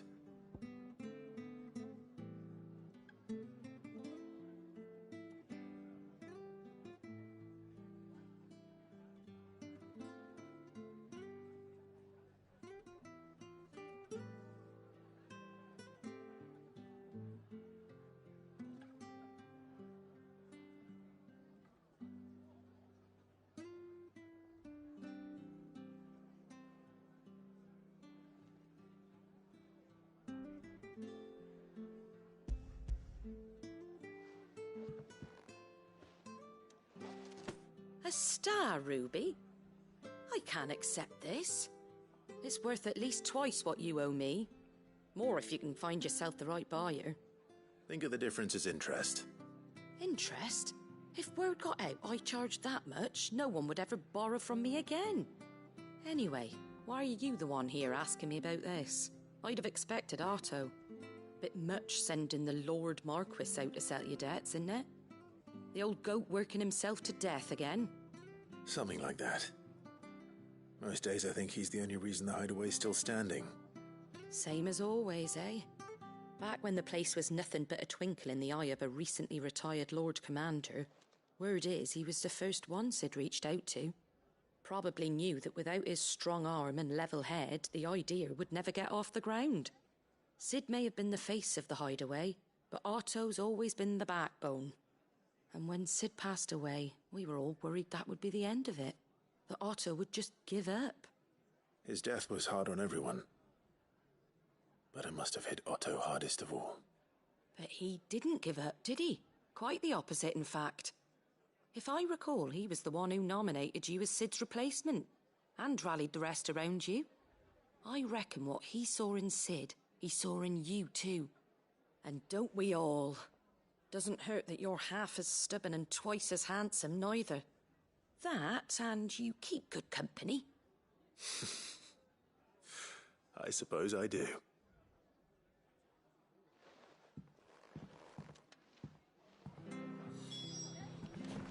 Suppose now I have to find someone who can actually afford a star ruby.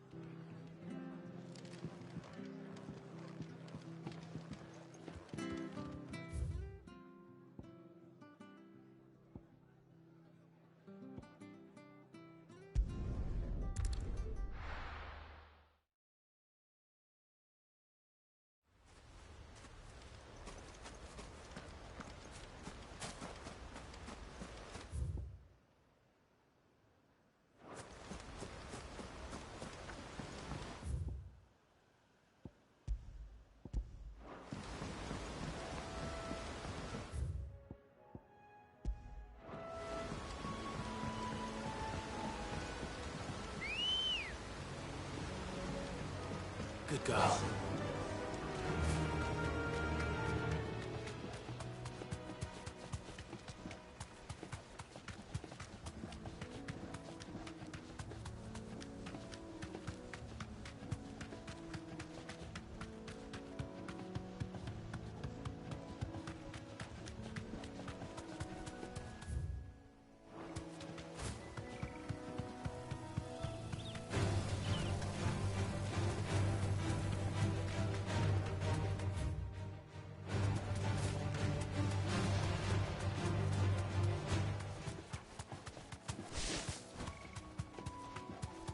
It's certainly quiet. If I were a giant antelope, it would seem like just the place.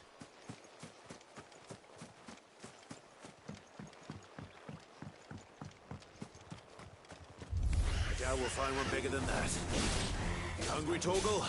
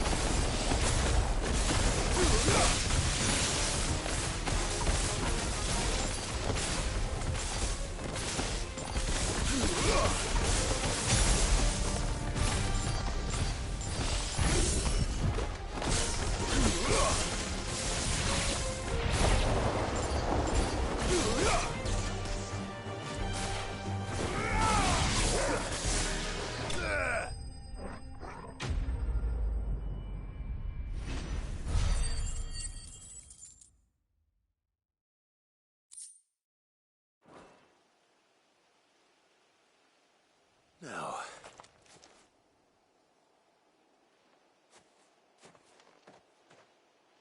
will it be enough, I wonder?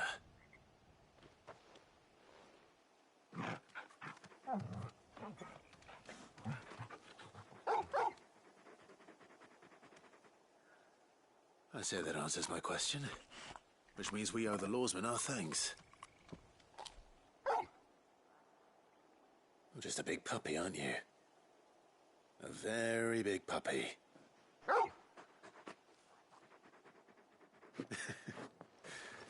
You do know you can take that with you, Torgal. Lady Karen will be relieved to hear you've got your appetite back. Come on, boy.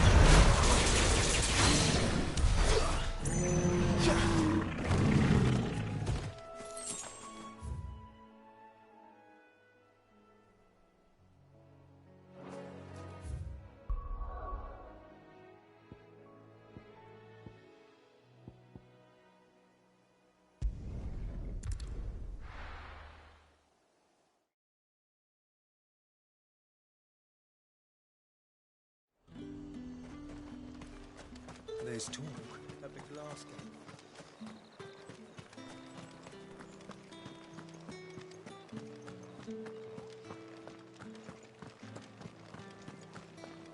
Did you hear?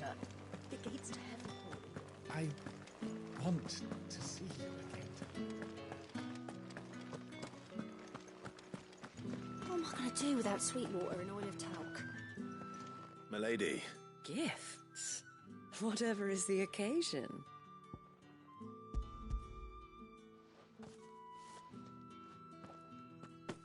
Oh my. Clive, you really have outdone yourself. Otto asked me to give it to you. To settle the Hideaway's debt with the Veil. And to compensate you for the time it took us to do so. You disappoint me, Clive. I thought you might finally be warming to me. Tell Otto he can keep his baubles. I tried to tell him as much the first time around. The man owes me nothing, nor does the Hideaway. My contribution to the restoration effort was made freely and willingly. It was the least I could do. You once told me Sid did you a kindness. I'd like to do the same. Please, accept it. For my sake. And for Otto's. For all of us. For all you've done. It is rather fetching, isn't it? Very well. Otto is lucky to have you, Clive. I doubt anything could ever replace his son. But you and the others at the Hideaway are the closest thing he has to family. Otto had a son. Long ago, yes. Sid told me Otto lost him when he was just a boy, and blamed himself for not being able to stop it. I don't know how it happened, whether there was anything he could have done, but it was clear that it weighed heavily on him. I didn't know. How could you have? I doubt anyone did. Besides Sid, I've never met a man more keen to bear his sorrows in stoic silence. An ill habit, given that both have always been surrounded by friends desperate to help them. I'm beginning to see that.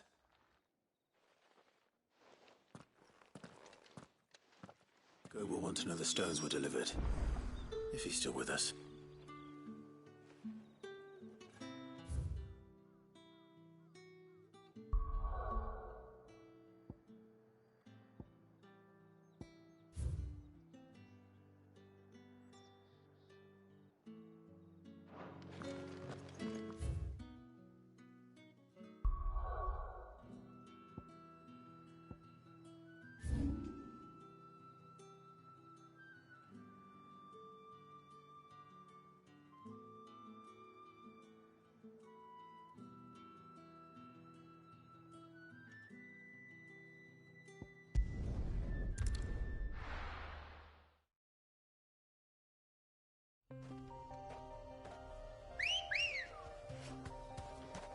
Ready, go?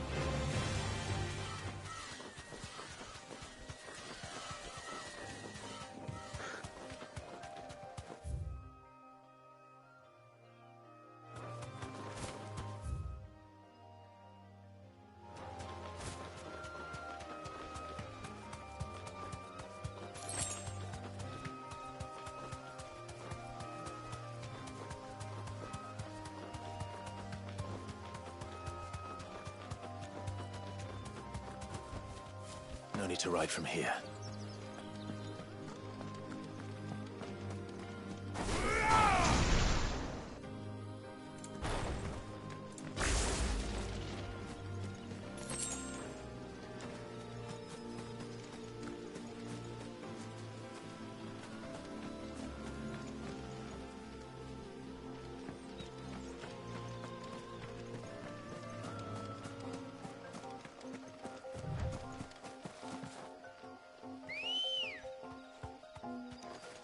Let's go.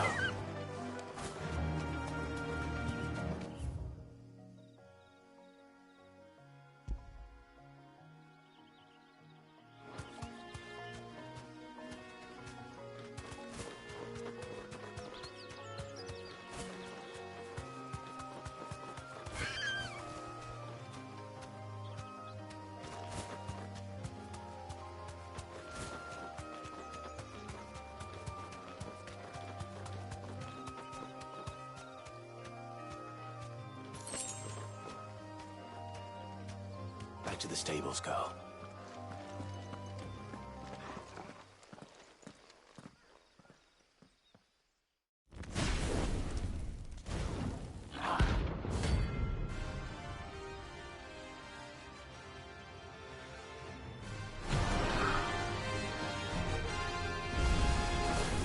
What we have here?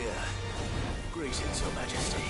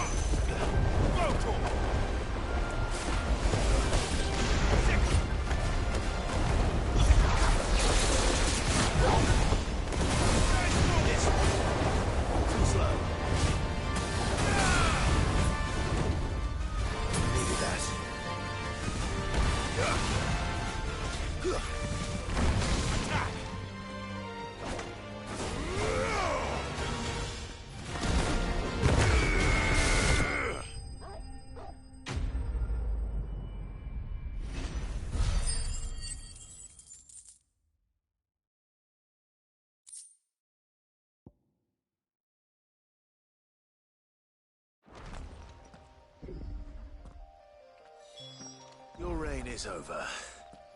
Now to collect the ash. This looks like the stuff. Let's see if there's any more.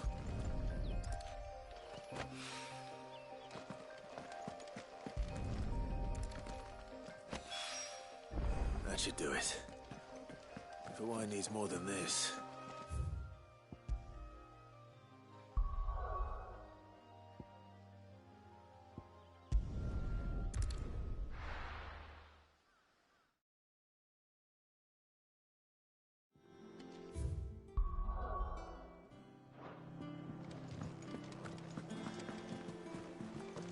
Is that the thing Tomes helped to build? Mid told me she was building a ship.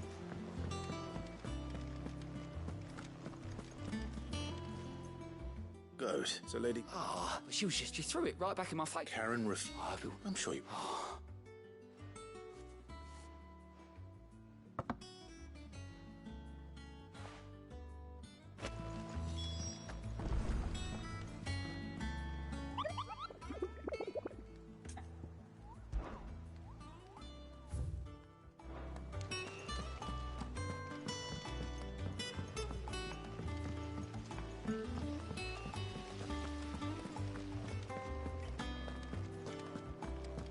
I think Mid might need some help.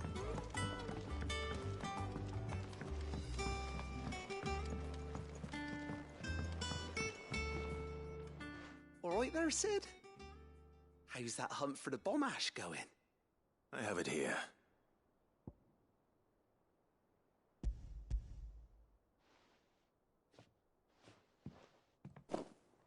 That's the stuff.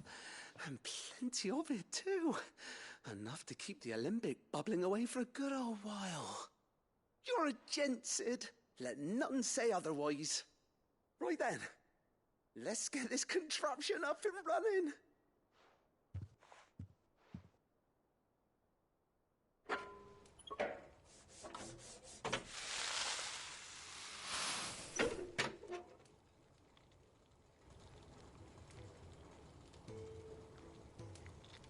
There we have it. The Telemon Alembic. And it works just like the chief said it would. Very impressive. Says the man who cut down a burning boulder. Speaking of which, I still haven't returned the favor. There's no need. The good it will do for the hideaway is reward enough. Don't be silly. Why don't you let me take a look at that bag of yours? The one you keep your potions in. Reckon I could work some magic on that. What kind of magic? Well, we happen to have isolated a substance in our test run of the Alembic that I reckon will make even the toughest lever supple as anything. Thought we might use it to breathe new life into old boots and the like. Save the hideaway a few gil. But I reckon if we slap a bit on your bag, it'll loosen it up enough for you to squeeze in a bottle or two more. Well, it can't hurt to try, I suppose. That's the spirit. Leave it with me. I'll only be a mo.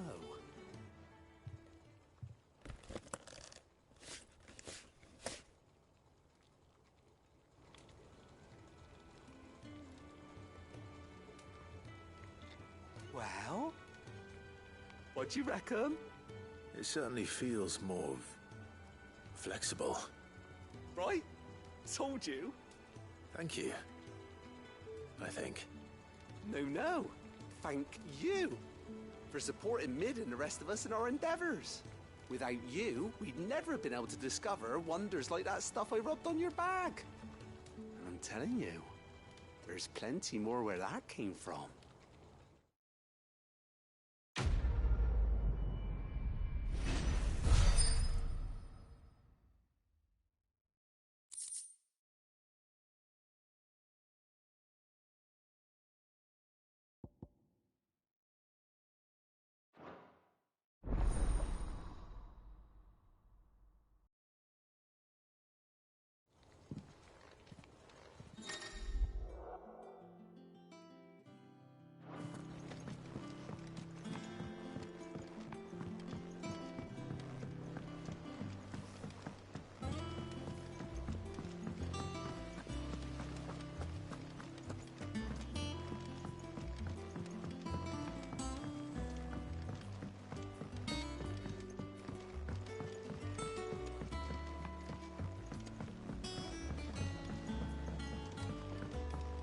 went up to give some greens to the job.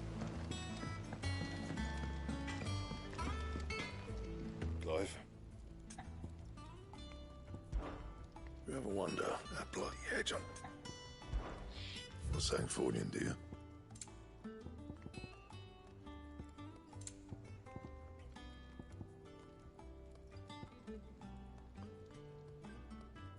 Anything else?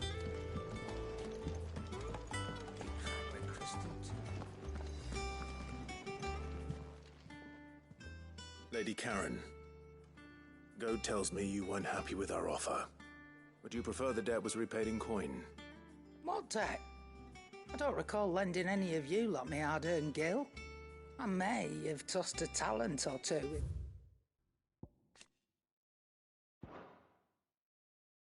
The Hideaway's coffers, but those were donations, and you can hardly call it charity if you go asking for it back. Of course not. But one good turn deserves another. And our circumstances have changed. Surely you wouldn't shun the gratitude of a pauper who happened to have become a prince. Oh, so you're a prince now, are you? Fine. But I'm selling it and taking what I'm owed, then you're getting the rest whether you like it or not.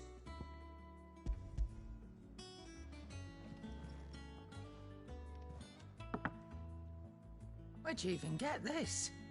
A decent trader might nab 1,000 talents for a star ruby. A canny one, meanwhile, might claim it were nicked from the belt of Sid the Outlaw himself and ask twice as much. Might be I already have a buyer in mind. Might be you even know her. A fine continental maid whose beauty's only eclipsed by a guile in commerce. You wouldn't mind, would you? Not at all. Just be sure to tell her that it's always a pleasure doing business.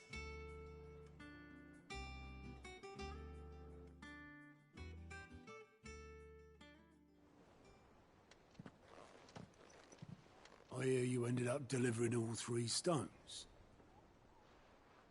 Thanks to this lump.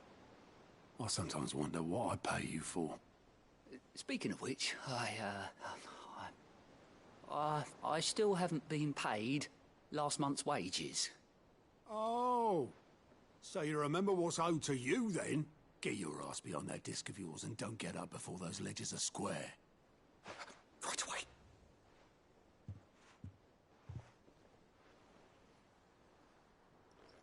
I've seen that before. You have, yeah. Plenty of times. It was the only goblet Sid ever used. Either out of habit, or because the filthy sod couldn't be bothered to find a clean one. I knew so little about him. Like most people. Martha and the Dame both seem to have fond memories of him. I bet they do. How long did you know Sid before he... Before he died. 20 summers, give or take. Back in the day, I was a purser on a trade ship, which is where I met him. He bought passage to... I forget where. And having nothing better to do on the long nights, we set up drinking island rum till the morning bell dragged me back to my duties. Quit my post not long after that. On account of making a fine maiden's belly fat. But me and Sid stayed close, promising we'd one day sail the seas again. That was before fate stepped in and said she was having none of it. The magic woke inside my son soon after his first name day, and there was no hiding his knack. Couldn't you and your family have... My family were the ones who summoned the constable, wanted the monster taken away.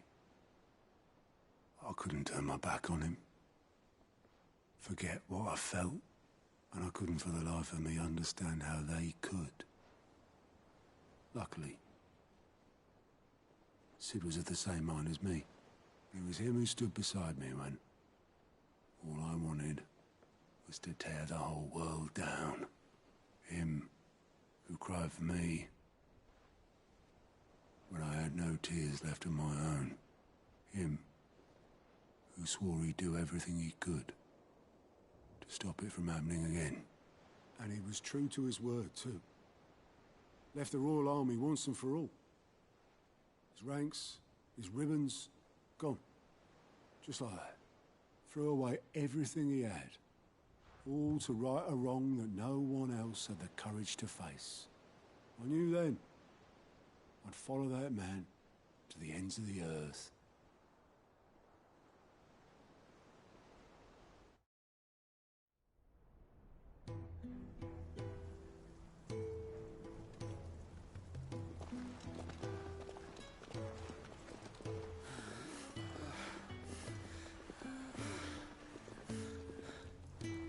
He was always too clever for his own good, was Sid. Saw the world for what it really was, while the rest of us were content to go along with the lie we were shown. And it can't have been easy, bearing that burden alone.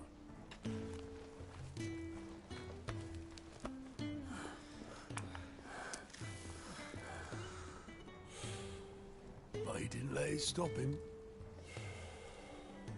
He never lost faith in what he believed was right. And that gave us faith in him. Faith he'd steer us true. So I swore to myself that I'd always be right behind him, ready to catch the stubborn sod, if ever he should fall.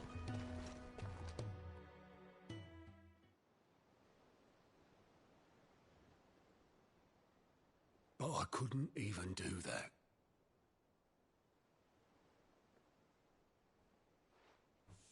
Ignore me. Just the ramblings of a tired old man. Leave that lot. I'll tidy it up in a bit.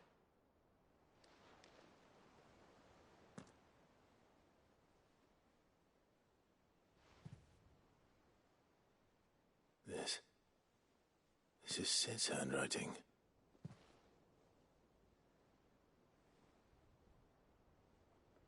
Dear Otto. I may be drunk, but I wanted you to know this place would be fucked without you.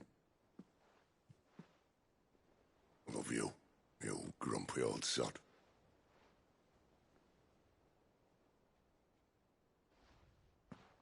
This note. Hmm? What about it? Sid was right. Without you, we'd all be lost.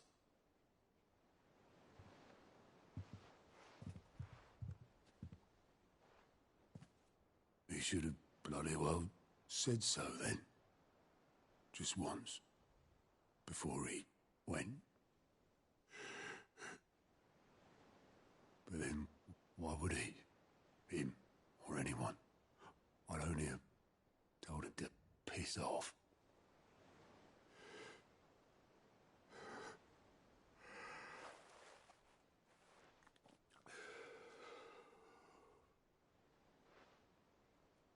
You're wrong, though. Both of you. It was never just me keeping the hideaway afloat. It was all of us. I just shoved people in the right direction. I barely seem to be able to do that anymore.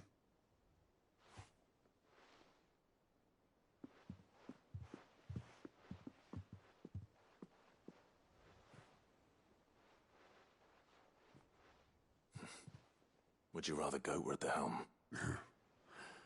Well, maybe I've got a few more years left in me. I'm going to hold you to that, Otto. Before you go, Sid would have wanted you to have this. But that's... This'll do me just fine.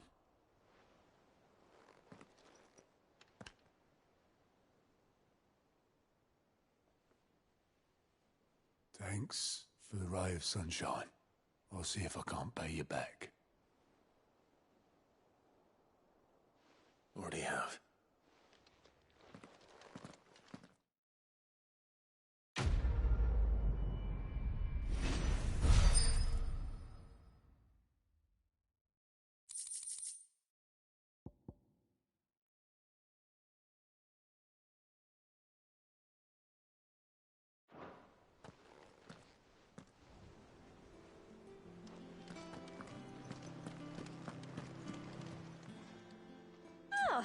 wasn't expecting you back so...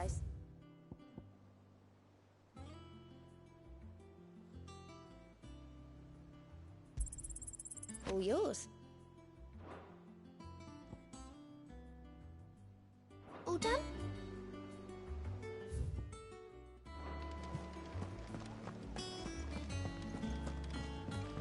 Mid told me she was building a ship.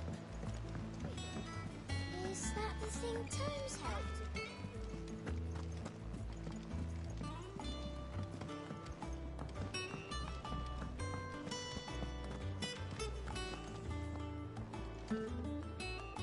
I noticed you and Torgal had gone off somewhere. Take him for a walk, did you? You could say that.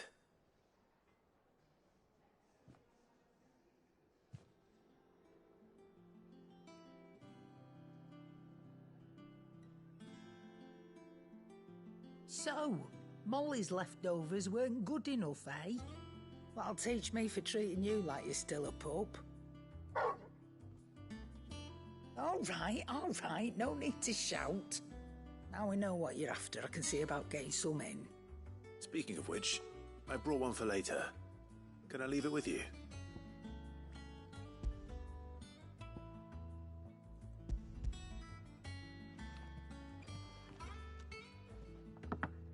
You can, eh? I'm nice like that. In return, you can thank Tomes for me. The bloody know-it-all. I was just on my way to see him.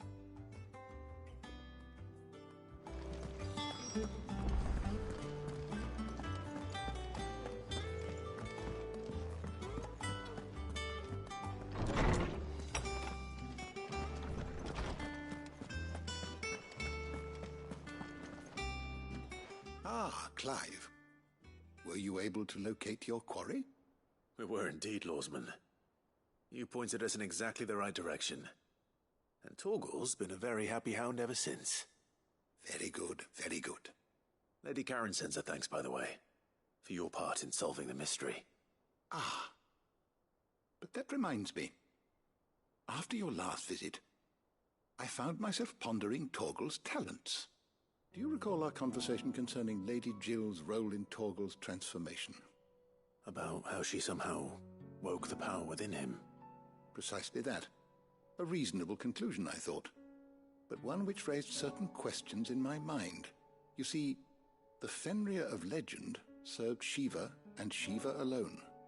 And while the powers attributed to him are certainly impressive, the records imply they are somewhat different in nature to those you described Torgal as having used. What are you suggesting?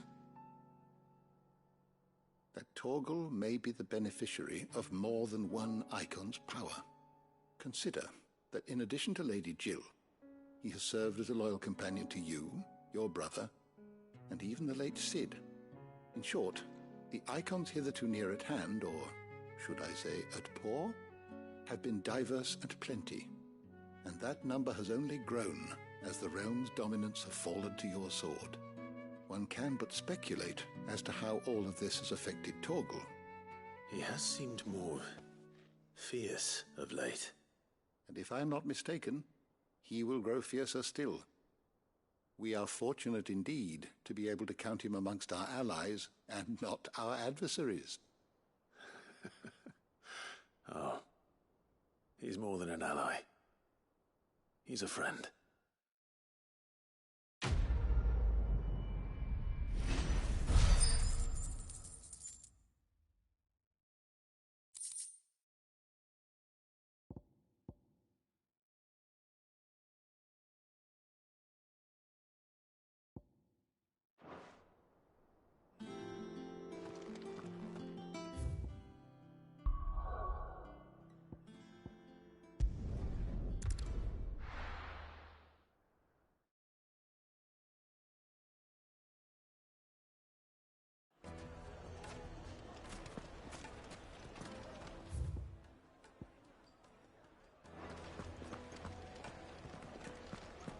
People take notice of wealthy men.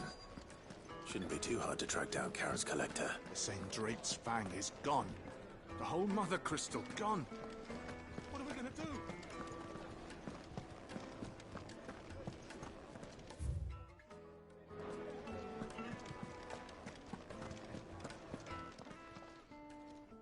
My reputation will be ruined.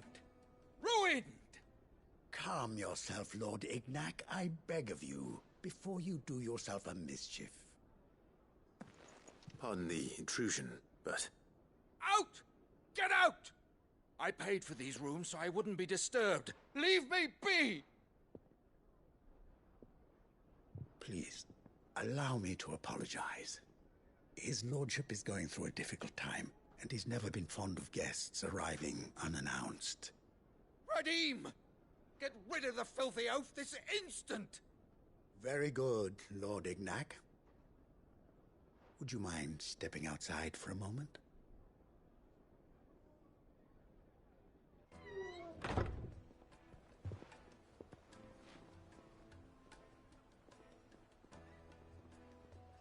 I'm sorry if I've caused you any trouble.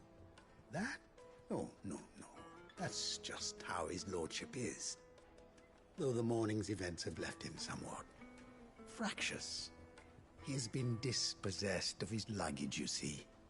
The thieves also made away with a considerable amount of coin. Coin the innkeeper will soon be keen to collect. I don't suppose a certain blade was among the stolen items. A single-edged sword. It was purchased from a merchant friend of mine. Ah, you know Lady Karen. Yes, I'm afraid it was. Then I'll retrieve Lord Ignac's luggage. But I have one condition. You have but to state it. You are welcome to anything that is within my power to grant. I want an audience with Lord Ignac. A few minutes should be enough. Then I'll be on my way. A condition I would be a fool to refuse. Of course, you shall have your audience. I don't suppose you saw where the thieves went? I did not, no. Though some discreet inquiries made on his lordship's behalf mean that I know where you might find them. The bandit's bed. Every ill-gotten coin in Dalamal is said to pass through that disreputable corner of the Valcroy. And that's where I'm heading. I shall speak to Lord Ignac in your absence, and arrange for an audience upon your triumphant return. That will be very kind of you. Farewell, and best of luck.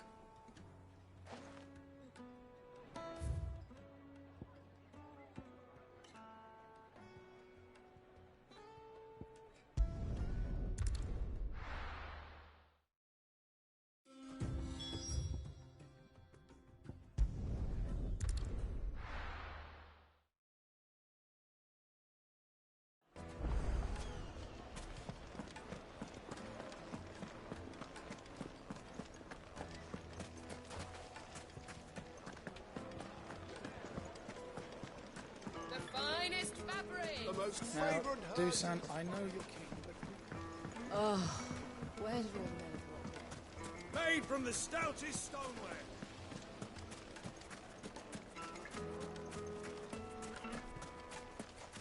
No, I'm telling you. Anything I can interest you in?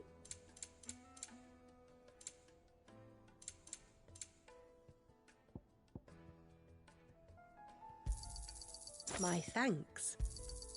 An excellent choice. My thanks. Here you are. Fare you well.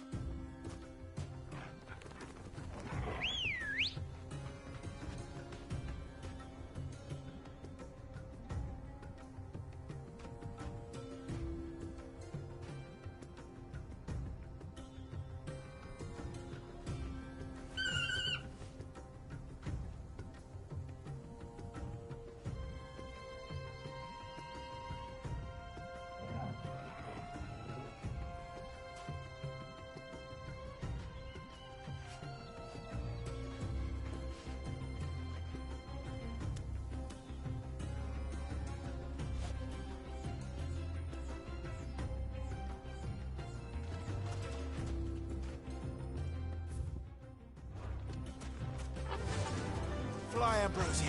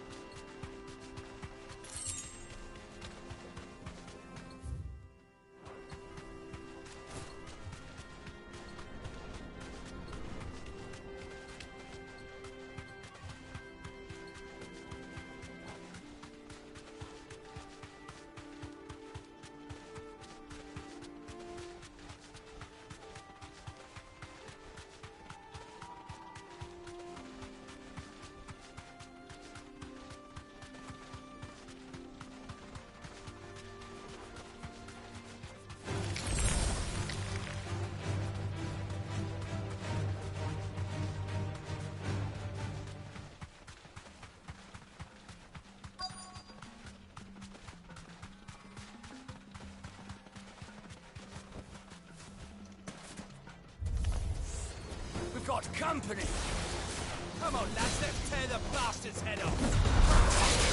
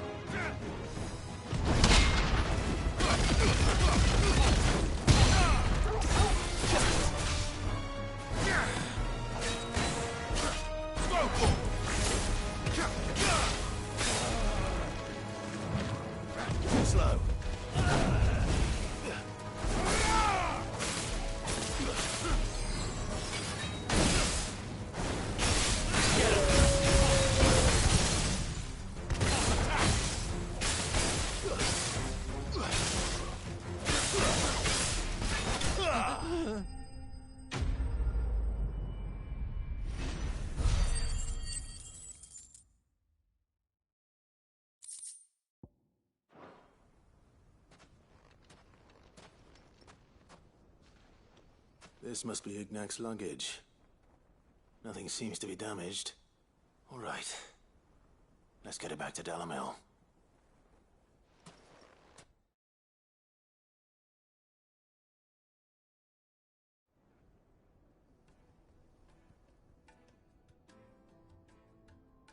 I hear I have you to thank for the return of my effects.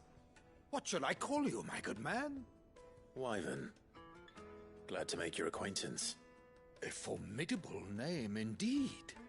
Well, Wyvern, I appear to be in your debt. Redeem here tells me you wished for an audience. Is that all? A few moments of your time should suffice, yes. You're a peculiar fellow, Wyvern. All right, speak. Master Wyvern was wondering if you could tell him about a certain single-edged sword you recently acquired. Oh, a true work of art, that one. Karen drove me hard on the price, but I would have sold her Radim here to get my hands on that sword. It was made in the Outer Isles, far beyond the Twins, and is used exclusively by the practitioners of a unique school of swordsmanship. They believe no combat should ever exceed a single strike, and hone their blades to such perfection that none ever does. Each sword is made for that one perfect stroke, and for that stroke only. They crack upon a second blow. There's a brutal sort of beauty to it, really. But how do they hone such an edge? Fine question. Why, they use a whetstone, of course. Whetstones, rather. A whole array of them, ranging from the coarse to the fine. 10,000 licks with the sharpening stone, then 10,000 more. But it is the final stone which lends the blade its legendary sharpness. A mineral quite foreign to this great realm of ours. And that is the key. The secret ingredient. Wyvern, it occurs to me that my little lecture is hardly equal to services rendered. Take this, together with my regards. The very stone of which I spoke, far rarer among collectors than even the blade itself. and a far more fitting payment. Thank you. Pardon the intrusion, my lordship. However, it is long past time we prepared ourselves to depart. So it is. I am locked in bitter competition with a rival collector of curiosities. I am one step ahead of the unscrupulous scoundrel, but he is hard at my heels. Are there many other collectors out there? Too many to count, but only one do I consider my nemesis. Lord Byron Rosfield, and is a perennial thorn in my side. I can imagine. Farewell, Wyvern. May our paths cross again. Radim, we mustn't dawdle.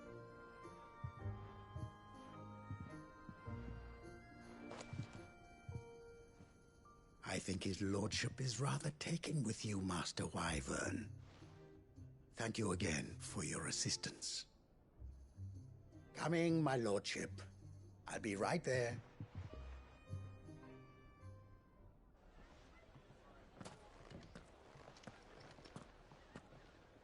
Trust Uncle Byron to find such an interesting rival. Now, let's see what Blackthorn makes of this whetstone, shall we?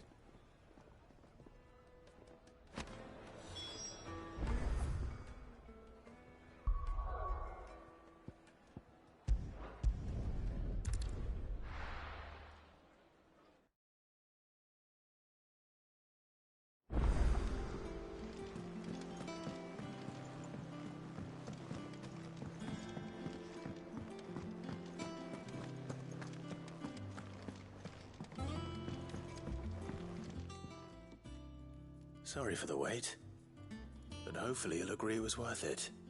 You learned something about that sword, then? I did better than that.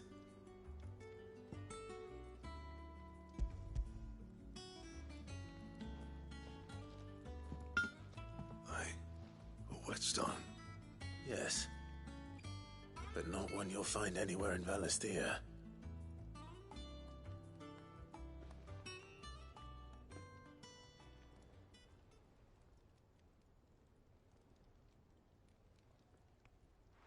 No wonder I couldn't get the same finish on the grinding wheel. One hit and all done, eh? Might not be so bad if all you ever fought were duels. But good luck on the battlefield. Your second opponent would be your last, no matter how good you were. Even so, is there some way it could be used to give the Cursebreakers an edge? I think so, yeah. With this whetstone and the right kind of steel, I could probably even make a twin of the blade that rattled me. But there'd be no replacing this little rock once I worn it down to a sliver. I reckon we get a dozen swords from it, if that. Swords that the Cursebreakers wouldn't know how to wield properly, and that would see them through a single fire piece. Nah, no point trying to copy that thing. Be about as much use as a wax anvil. But finishing our blades with a whetstone this fine, now that's something to consider. And what's finer than fallen masonry, eh? Or more hard-wearing, for that matter. Just imagine it. Good Valisthean steel with an edge as sharp as any found in the Outer Isles. I won't make a copy, nah. I'll make something much better. I'm sure the Cursebreakers will be delighted. Just don't push yourself too hard. Don't you worry about me, sunshine. I've been working day and night since I was half your age, and I'll still be here when you're long gone. Hey, thanks, Clive. I mean it. I owe you one, August 2. It's good to know someone's looking out for me. He'll be happy to hear you said that. And I'll see that my debt to you's paid. First new blade I make's got your name on it. You come and find me when you've got the materials. All right. I will.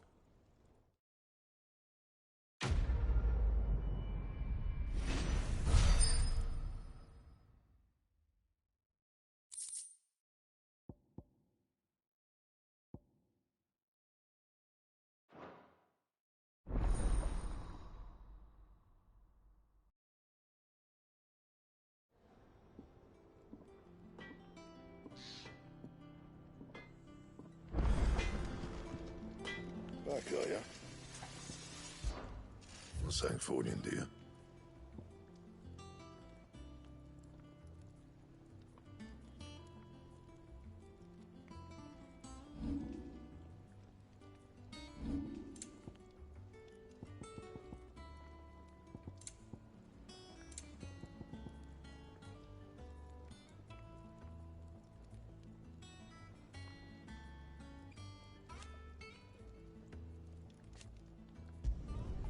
Not bad, if I do say so myself.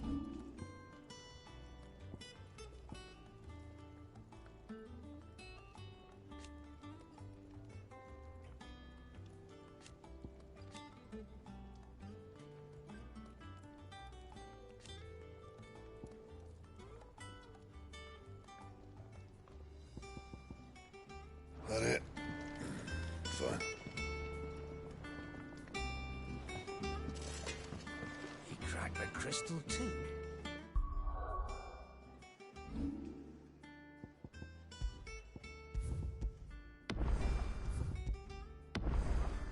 Joking.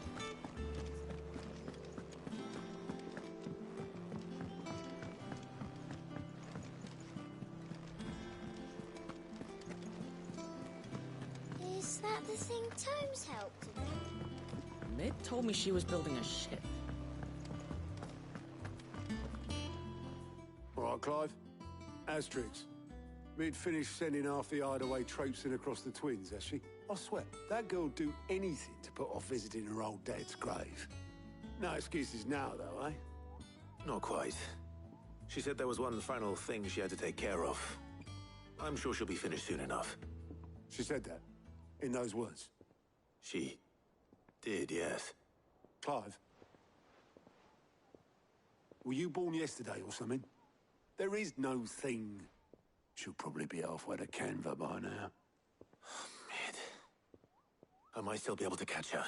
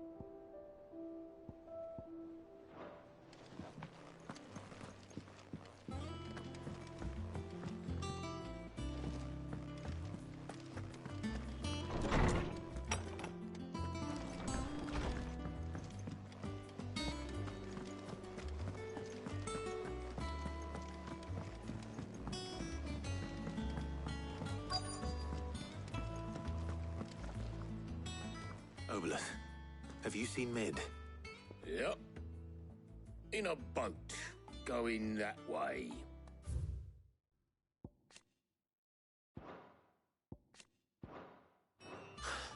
Then I'm too late. You in a hurry and all, are you? Oh, I offered to take her across, but she wouldn't wait. Just paid for a dinghy and rowed off. Oars going like the clappers. Got some life in her, ain't she? But anyway, I was on my way up to see you, as it happens. Got a letter for you. Urgent, by the sound of it. One of your uncle's men said I was to hand it to you in person, post-bleeding haste. And you're here now. Thank you, Obelith. Don't mention it. What tidings, Uncle?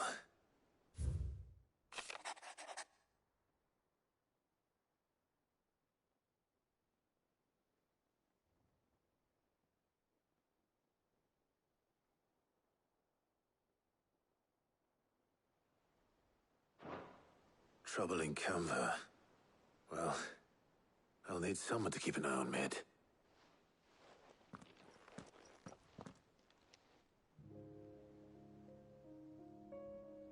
So what? Mid got us to do all the dirty work and then just sailed off into the sunset? It, seems that way. Well, nothing we can do about it now. But next time you plan on visiting Sid, you might want to tie her to something before you suggest it. Ah, don't be so hard on her. Gotta admit, the dirty work was kind of fun. Everyone pitching in, all that bollocks. Just like when we built this place. You're right. Anyway, we all set to head to the old hideaway. I could do with getting to Canva pretty sharpish. Wouldn't do to keep Lord Rosfield of the Seven High Houses waiting now, would it? Not after he asked for me personally. Gav will be leaving with me. Will you mind the place while we're gone? You can count on me. Just be sure to give Sid and the others my regards. All right. Oh, by the way, Jill will be joining us too. She's got some things to take care of, but she'll meet us there. I hope she's telling the truth at least.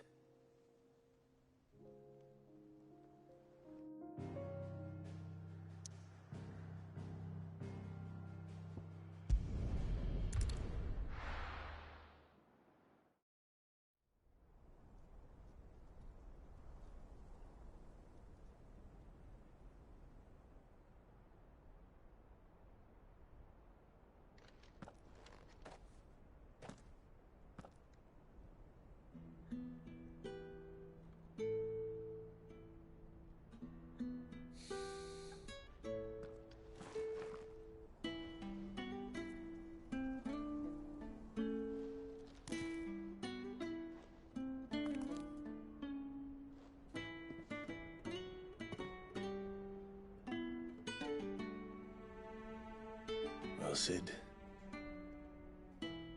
I remember what you told me. That if no one is listening to what you have to say, you may as well not say it.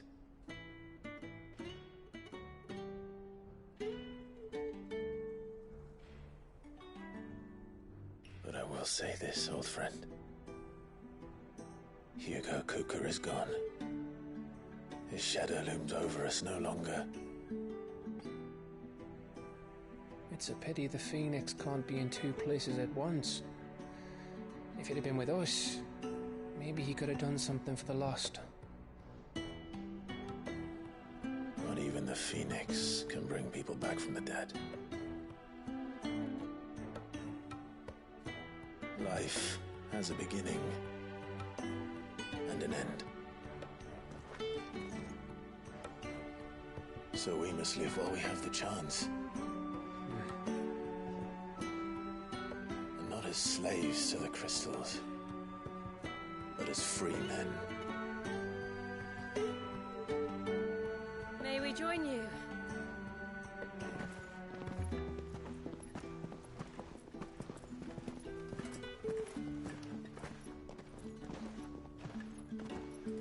Lady Karen, what a pleasant surprise. I thought I'd drop by and see how you were all doing before heading off to restock my supplies.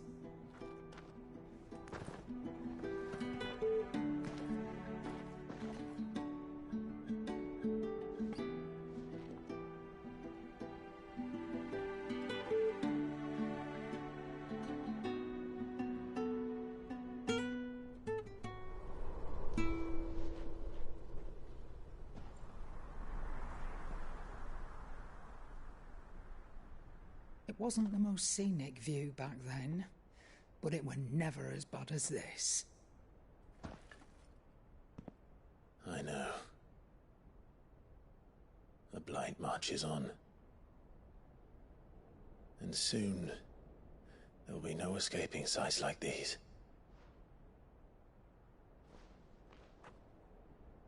So our mission remains unchanged. We cannot stop until every Mother Crystal is gone, and their thirst for ether with them. The only one that remains in Storm is Drake's Tail in the Crystalline Dominion. Our next target. We're going to Twinside. It's the capital of the Empire these days.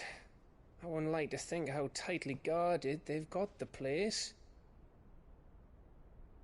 Not that that'll stop you, but we'd do well to scout it out before you go charging in. We would indeed. If you're off to the Dominion, you can take this great lump with you. Goods. Oh, I am sorry. Have you forgotten you're the most wanted man in the Twins? I thought you might like to disguise yourselves as the attendants of a travelling trader, assuming you've no better ideas. You wanted to buy yourself some tools, didn't you? Well, now's your chance. You're letting me go? With them? Oh, thanks, Nan! Stop that! You'll break me bones, you great galoot!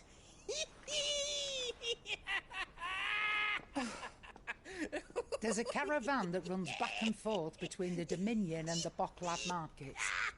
It's managed by the Merchants Guild. Just show them Goots' traders pass and you'll be on your way. It'll be a damn sight less risky than footing it the length of the Crystal Road. That's for sure. Thank you, Karen. And glad to have you with us, Goots. Okay then. I'll get me things and I'll meet yous there. See yous down in Bocklad. Get off! Me poor fingers! Jill, you're with me. Understood. And Gav? Already on my way, Captain. Be careful. Aren't I always?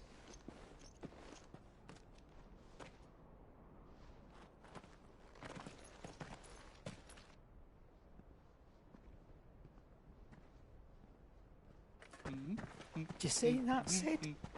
Your protege's making a proper little outlaw of himself.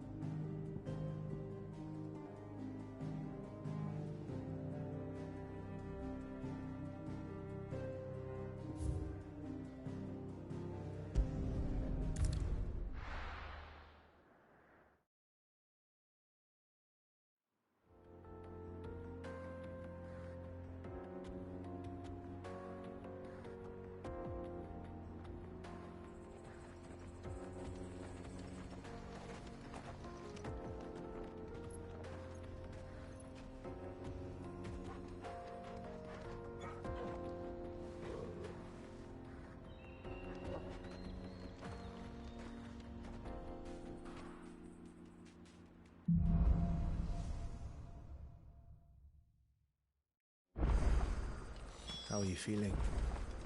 Better. Thanks to Taya. I'm glad to hear it. And Torgal helped too. Thingy boy.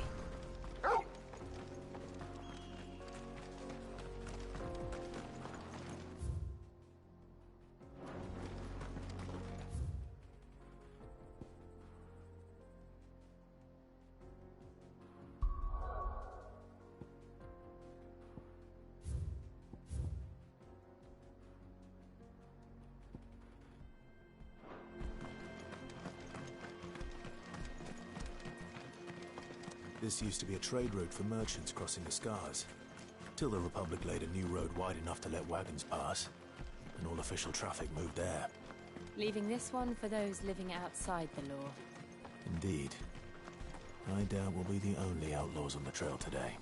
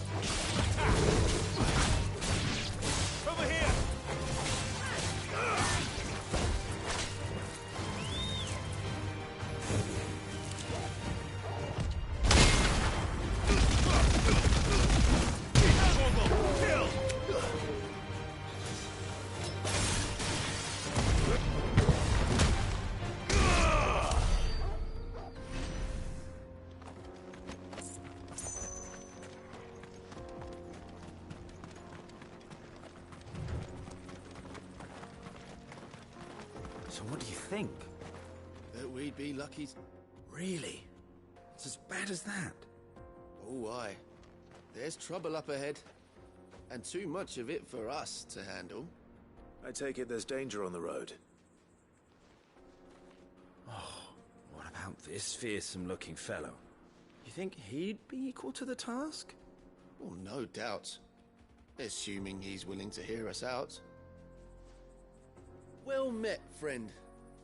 My brother and I have been tasked with finding a merchant's missing cart. You seen it by any chance? How does a merchant misplace his cart? Oh, the man's a coward.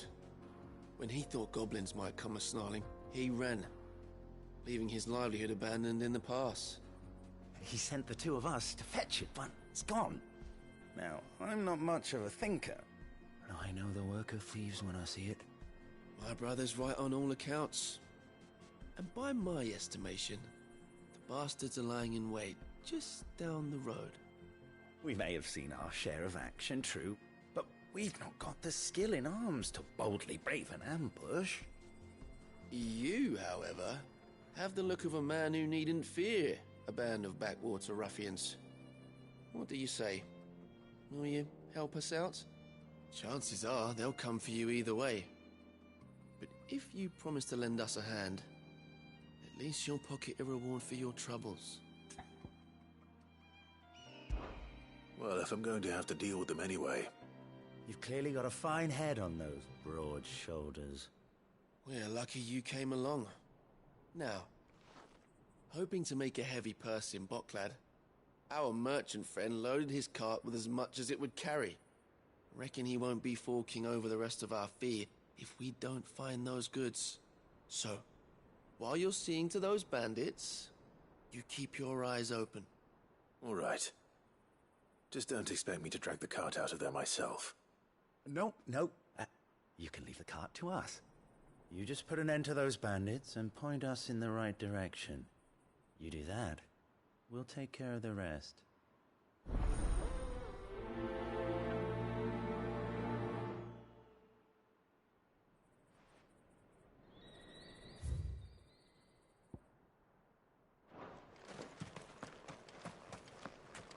I'm not sure I trust those two. But if there are bandits lying in wait, I should probably take care of them. Look lively, you lot. We've got guests. These must be our bandits. And if you ever want to see it again, pay the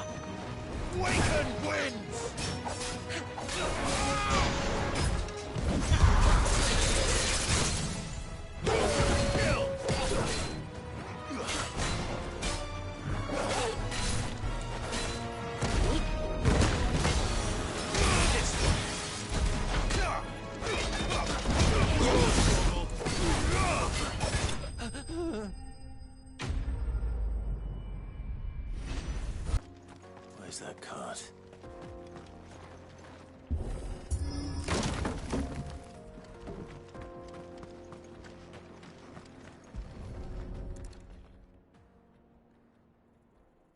Getting all of this out of here will be a nightmare. Seems we've found ourselves the right man for the job, wouldn't you say? Found the cart and didn't leave a single bastard breathing. Our merchant friend will be delighted. And how exactly will he be getting his goods out of here? You leave that to us. After all, it'd be wrong to make such a fine warrior haul cabbages to market. You've done your part. And that's all you need to worry about. Here.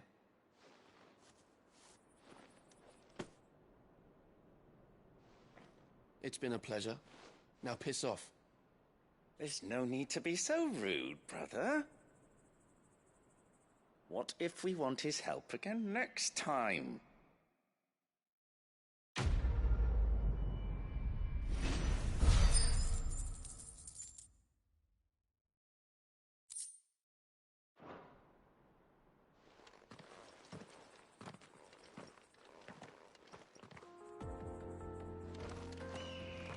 You've had your reward and you're not getting any more.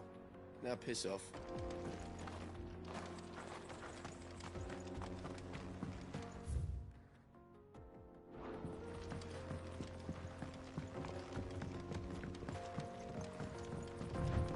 I see the Dalnecks lag behind Rosaria when it comes to bridge building. The fallen ruin should hold, at least.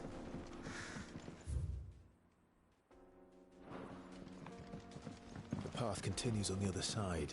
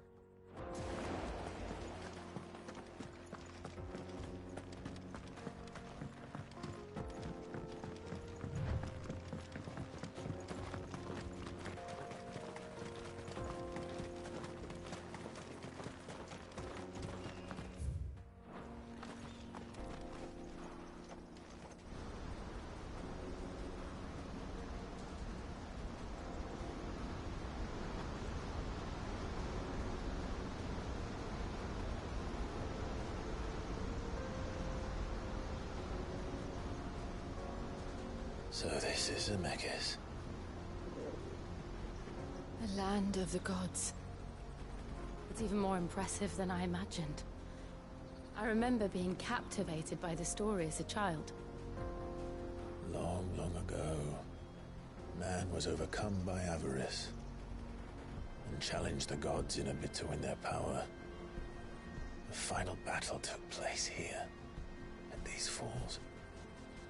Or so the legend goes. If anyone ever manages to plumb those depths, perhaps we'll learn if there's any truth to the tale. That the gods emerged victorious and punished man for his defiance by visiting upon him 2 curses. Dominance and bearers. To tell the truth, I always thought it strange that the dominant and their icons were deemed a curse. Back home, the dominant inherited the throne. They were admired and exalted, not spurned. Whenever I got to that part of the story, I always assumed there must be something I'd misunderstood. You had a lot of storybooks, didn't you? In your room, I mean. When we were young. The old legends were always my favorites. Epic battles between gods and men. Father encouraged me to read as much as I could. He thought it good for my education. You really were a boy like any other, weren't you?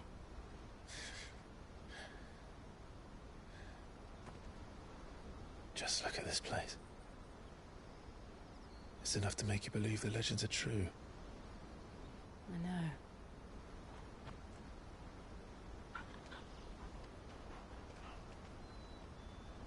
We're not far from Boklad. The road will be busier up ahead. Then we'll have to keep our wits about us.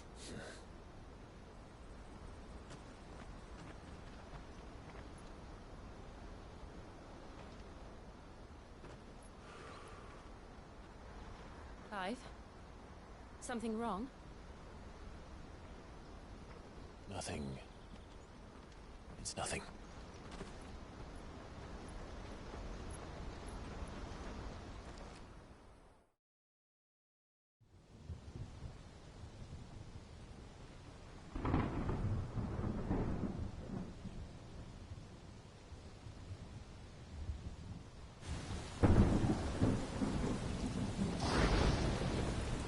I see the reports are true, Father.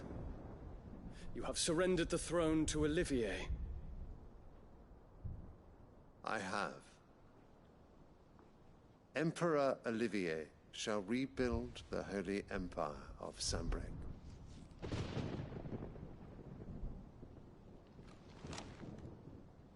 How is he to rule an empire? He is but a boy. I shall advise him until he comes of age. Father, please. Or for as long as I am able. The empire we seek to build needs young blood to rule it, and I can think of none better suited to the task.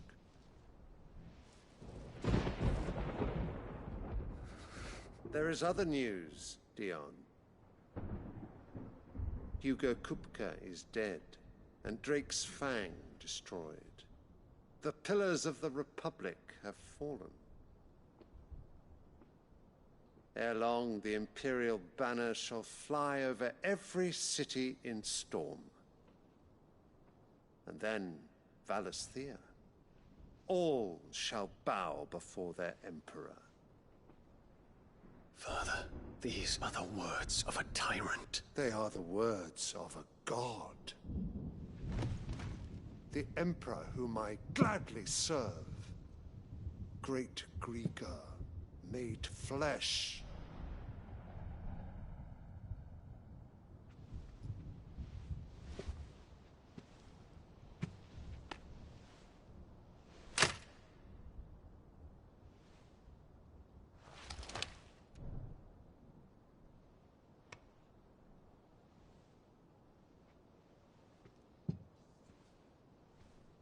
Return to your camp, Dion, and ready your forces.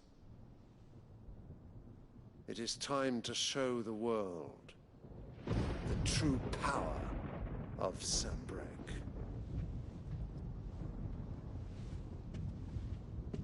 Father. I find you much changed.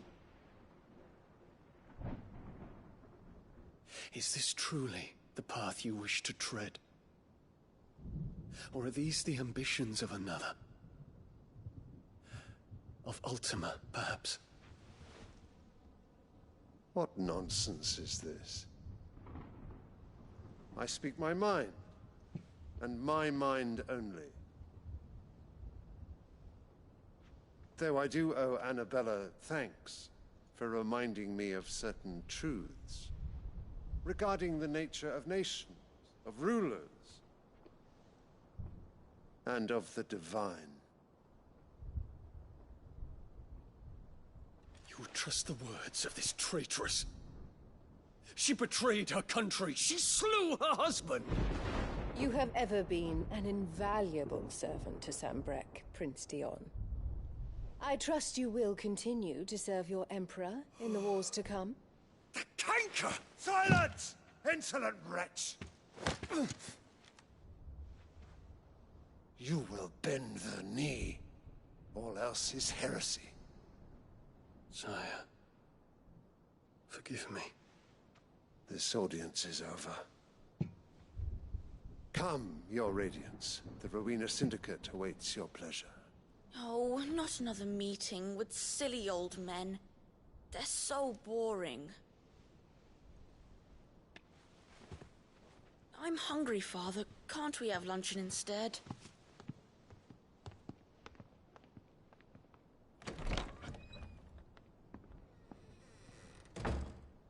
Does it pain you that you will not inherit your father's throne?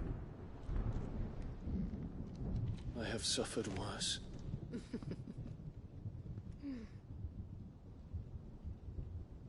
Count your blessings, Dion.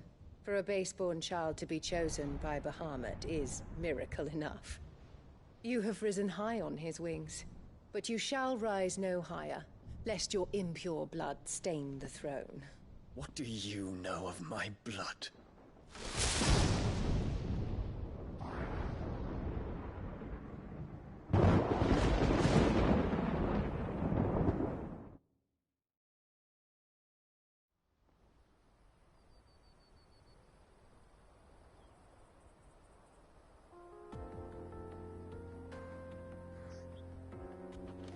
The Boklab markets are to the north.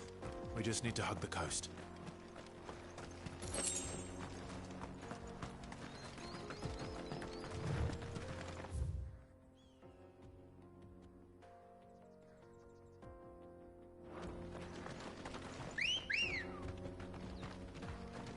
Ready, go? Run like the wind.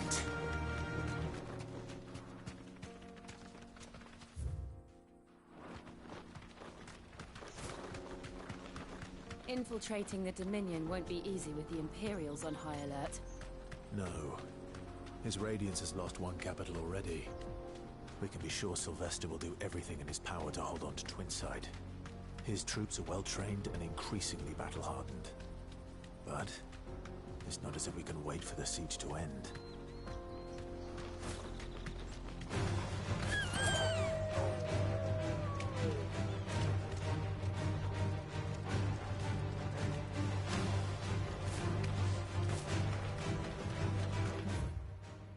Refugees. And they're all making for the Crystalline Dominion. Because they don't know how to live without the crystal's blessing.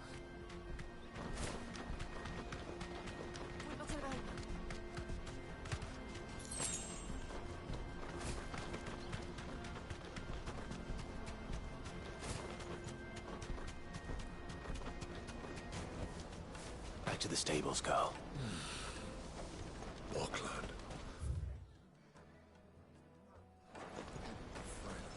There are no crystals here. We have to keep going. This is where we're supposed to meet Goots, isn't it? That's right. He said he'd wait for us here after replenishing his supplies. I dare say he'll have finished by now. Hurry, man.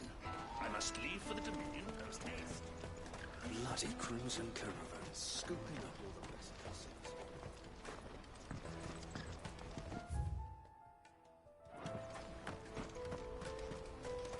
I wish to engage the Crimson Caravan services. Where's the proprietor?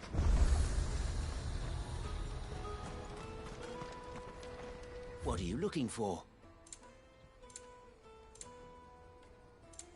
May Gilbert Out of my smile sight, upon you.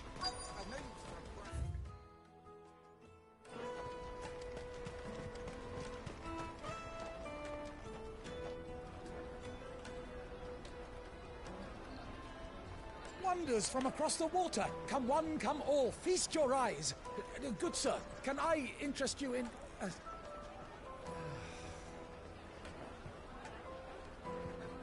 How much? For a measly crust of bread? You won't find any cheaper. Not nowadays. But you're more than welcome to look.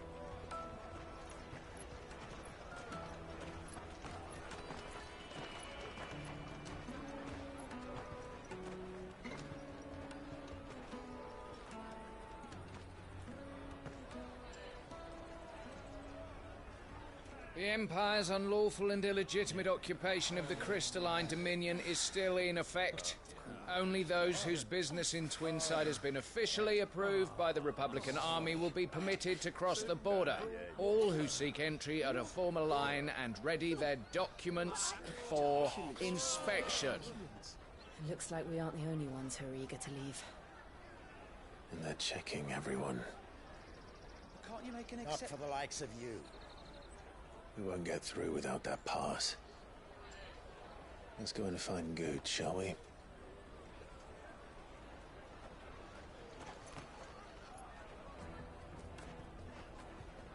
He must be around here somewhere.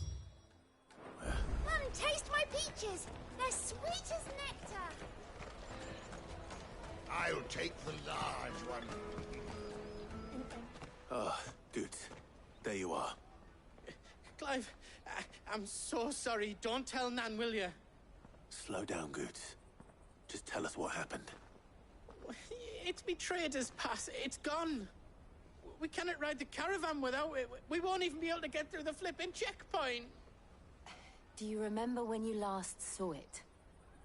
It was in my pocket a minute ago. Then a bairn bumped into me and... Here.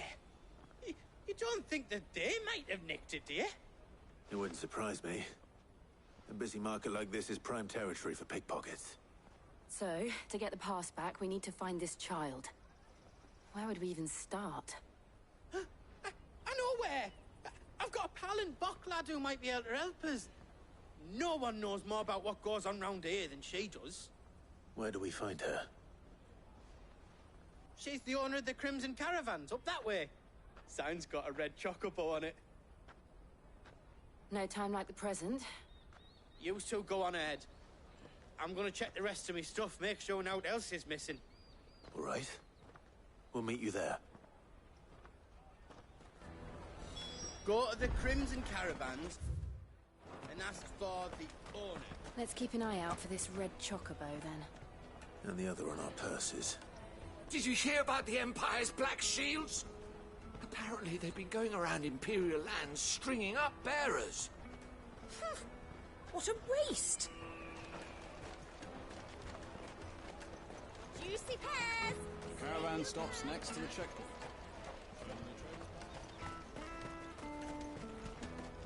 If you're looking for the Crimson Caravans, head out of the canyon and take...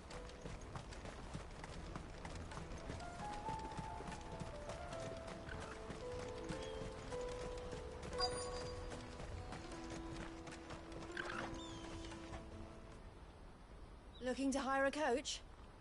It's 10 million for a two-birder to the Crystalline Dominion. Take it or leave it. Oh, we're not here for that. Then I bid you good day. Oh, wait! Don't go, El. He's me mate. As I live and breathe. Goots, what are you doing back in Bocklad?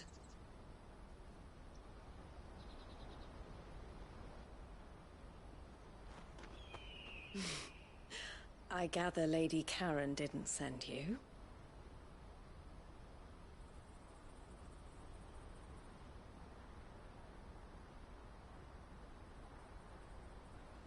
So what trouble have you got yourself into this time?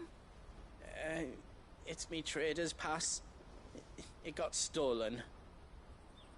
By a little bairn. Of all the... You're the size of a marble. Honestly. Ugh. Goots told us that you know the markets well. Might you have an idea which little bairn could have done this? We don't intend to punish them. We just need our pass back.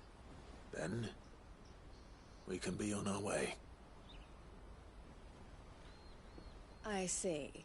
So neither of you has a trader's pass either. Not that anyone would take you for traders, but I suppose that's why you came to me, correct?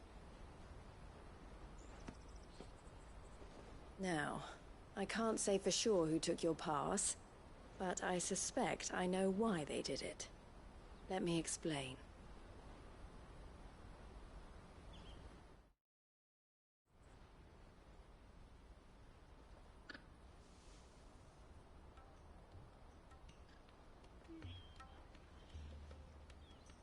Ever since the Fist marched on the Dominion, the Republic has been clamping down on any commerce that might aid the Empire more than it does us.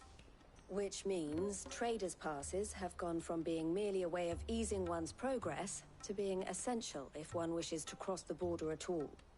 And with demand outstripping supply, they've become a precious commodity, leading some to seek to acquire them by less than legitimate means. So the children are stealing passes to sell on the black market?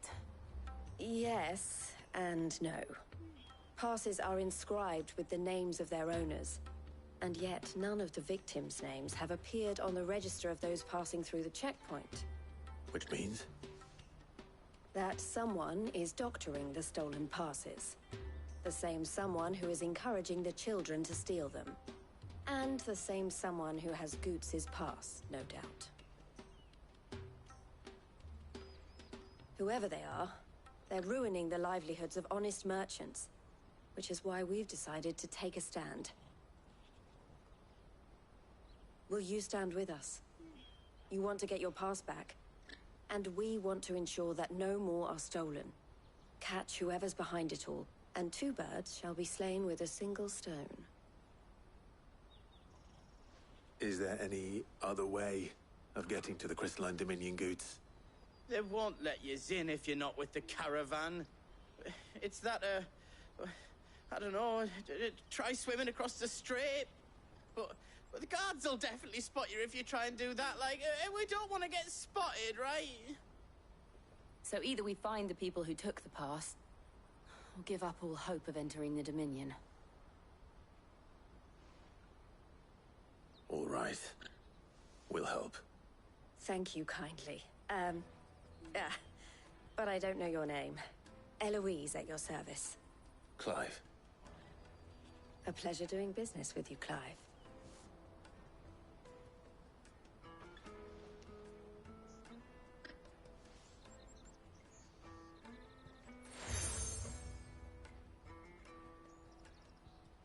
The proprietor of the furniture makers by the coach stop is spearheading the search. Wear that, and he will know you for a friend. I suggest that you speak with him first. The furniture makers. Understood.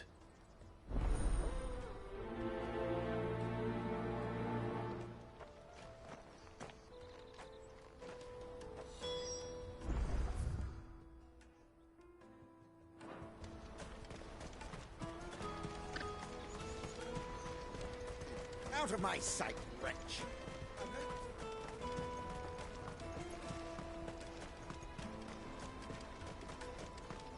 Come on, come on! Jug of snake spit for the road? Juicy pears! Slake your thirst! Are you the furniture maker? Looking for something in particular? Ah, Eloise collared you too, eh? Then I expect you want to know more. She told me you were leading the hunt for the pickpockets. What have you learned? For one, that they're targeting the traders carrying the biggest packs. Harder to watch your back, see? And less chance of the mark giving chase if they're spotted. Not that they'd be likely to catch them. Those imps know every inch of this warren like the backs of their hands. Their eyes must have lit up when they saw Goots. The fishmonger round by the gate's been trying to track down the children involved. You should go and have a word with her. Thank you. We will. Have a word with the fishmonger back there by the gate. He's been looking into Finest earthenware from I'll the Free take the City! large one. Come, taste my peaches! They're sweet as nectar! You should come with me to the Dominion. Life will be different there. Fish for sale! Fresh sorted and smoked! Can I interest you in... Ah, sorry. Message from Eloise, is it? She's asked me to help her. To help you find the pickpockets. Is that so? Suppose I better tell you what I know, then. For one, this isn't a family operation. All the traders say the children who stole their passes were dirty, dressed in rags. Street urchins, by the sound of it. We get a lot around here. Orphans from the wars. A few, perhaps. You saw the refugees gathered by the entranceway? They're all looking for a new start in the Dominion and beyond. Some of them take it as an opportunity to rid themselves of unwanted baggage. The shame of it. Whoever's behind this would have to have made themselves known to the children at some point. And so should we. You should start with the children around here, then. I doubt they're the ones involved, but they might have heard something. It's worth a try. All right, then. Questioning children. How hard can that be? Life will be different there. You won't find anything of this quality in Twinside.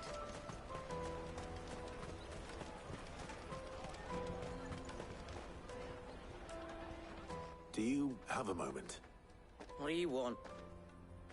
What I want is to know who's asking children like you to pick pockets. I don't know. Nobody's asked me. What's picking pockets? Do you get paid for it? No, you get in trouble for it. So if they come calling, you know what to tell them.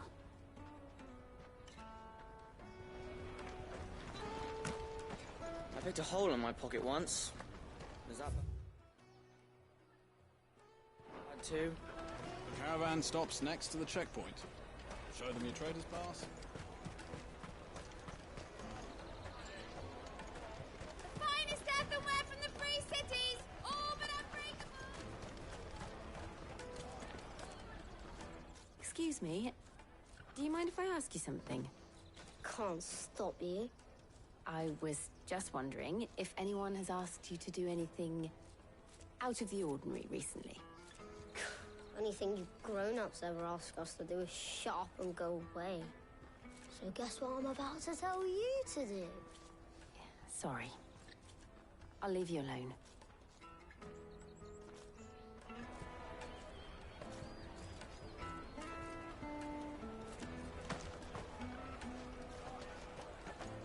Come taste my peaches! They're sweet as nectar!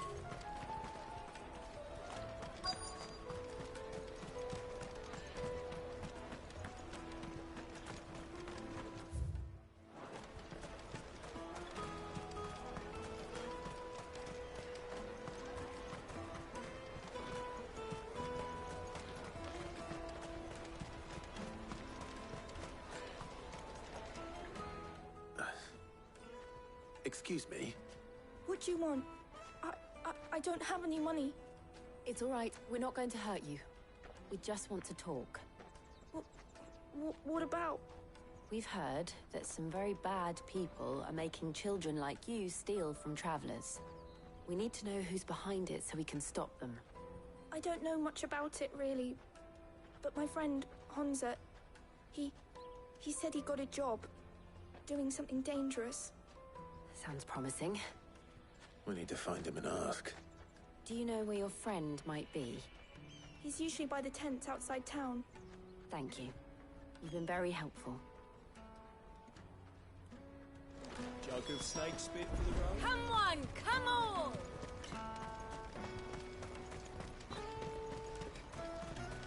Peaches and pears, beets and beans.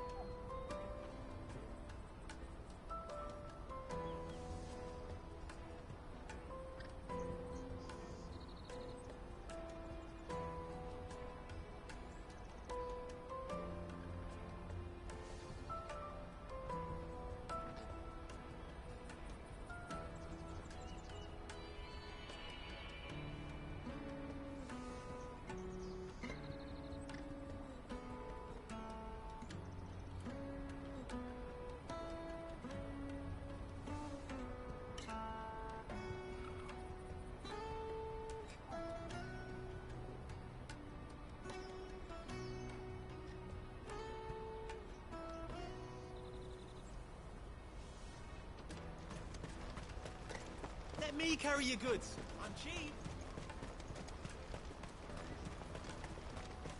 Porter for hire. She must have meant the refugee camp. Let's hope he's still nearby. Daddy, I'm hungry. Yeah, and I'm broke. Enough of your whining.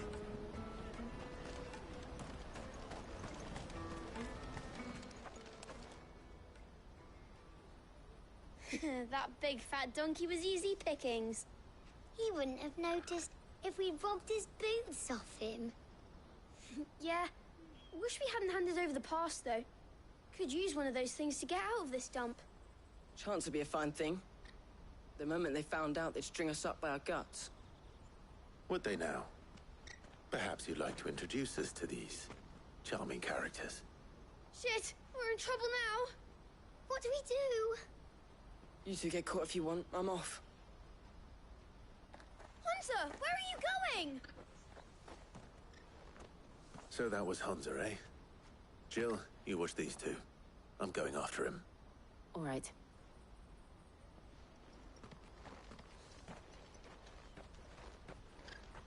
He can't have gone far. I need to find him before his employers do.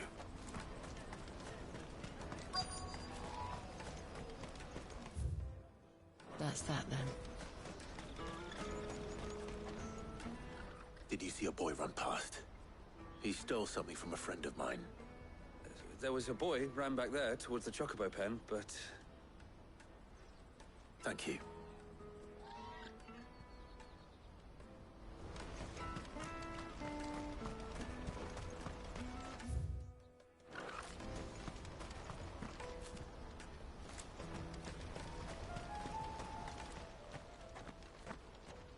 Shit. Cornered. It's all right, Hunter. I'm not going to hurt you. I just want to ask you some questions. Fine. Not like I've got a choice. I'm looking for the people who are making you steal for them. Who are they? Called themselves the Carstones. They said they'd give me good gill if I did what they told me. I knew they were bad, but bread doesn't come for free. Didn't come at all half the time, before I started buzzing for them. You know, if I didn't do it, they'd just pick on someone else. Someone they could push around easier. Hunter.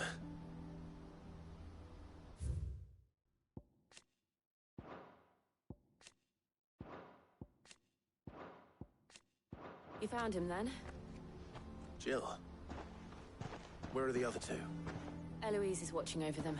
She sent Goots and I to look for you. You're... him! I haven't got your pass anymore, if that's what you're after. I gave it to the Carstones. Whatever you do to me, I can't get it back. Not that I go against them anyway. If it weren't for their gill, me and my mates would have starved.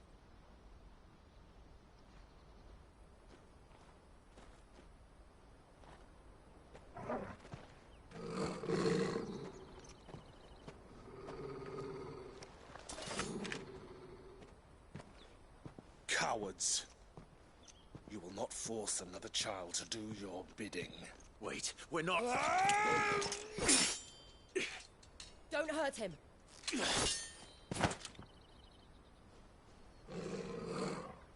You're making a mistake. We're on the same side. Like hell we are. That brooch. Where did you get it?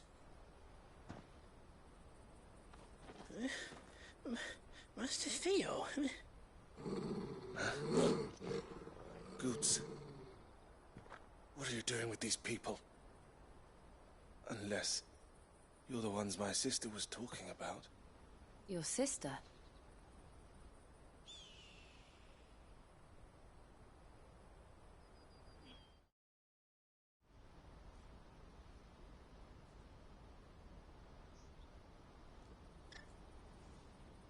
Eloise didn't tell us she had a brother.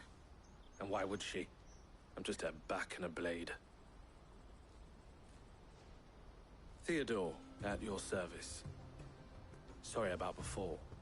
Theodore, what do you know of the Cast Stones? Vultures who have made Boklad their hunting ground. They prey on the desperate, stealing from those with gil and bullying those without it into joining their flock. I'd been looking into their activities in hope of sparing the refugees any further hardship. But it seems they've already stooped even lower than I'd feared. Hans is a good lad. Don't blame him for what they've made him do. If he and his friends hadn't agreed to work for the stones, some other poor souls would have.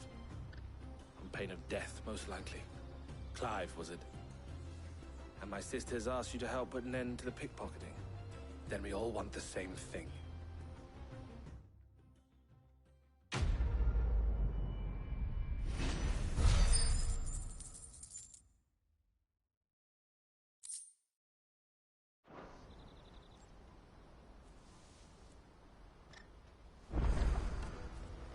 Oh, where is it? I'm sorry. So, what's the plan? What else? We find the cast stones, and we crush them. You get your trader's pass back, and I make Boklad a safe place again. All right then. All right then. Honza, where are they camped? Don't worry. They'll never know you told us. Couldn't if I wanted to. They always come to town to collect the passes. Meet us outside the gate. I tried following them once, but they spotted me halfway down the trail. Said they'd string me up. We'll try it this time. Which way were they going? Back down the road towards Leitney's Cleft. To Leitney's Cleft, then.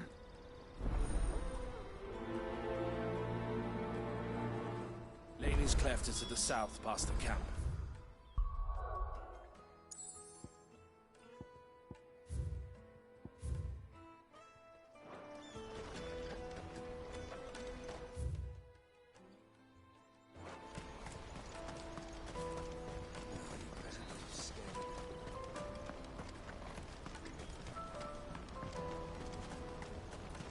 That's that then. Daddy!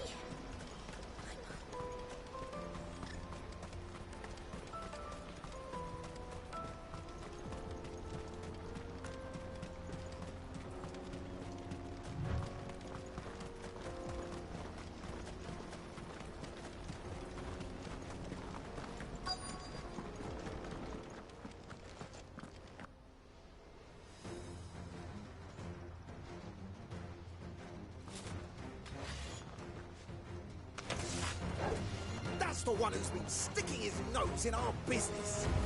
You should have tried.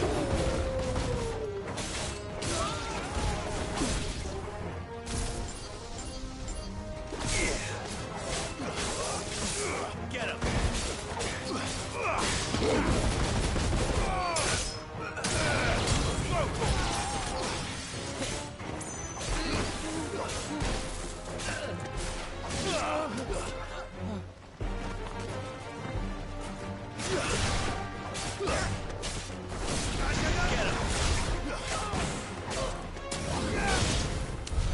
I doubt these are the ringleaders. But at least we know we're on the right track.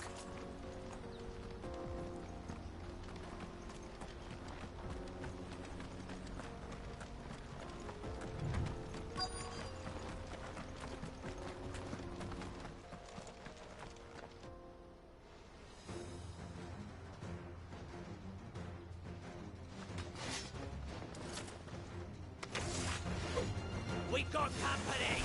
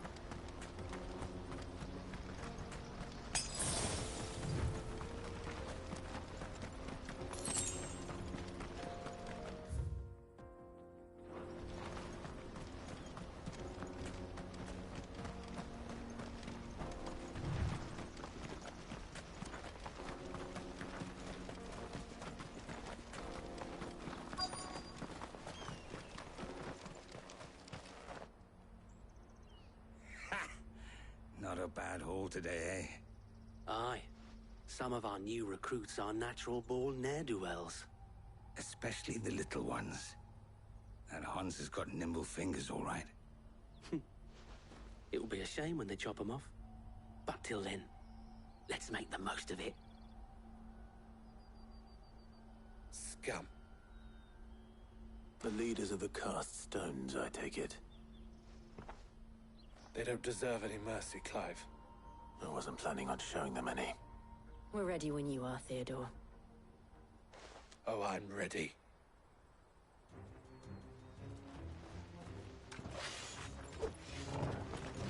Fuck! That guy from Buckland! Kill him! Kill them all!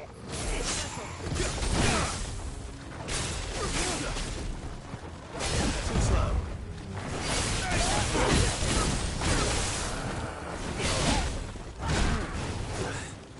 I needed that.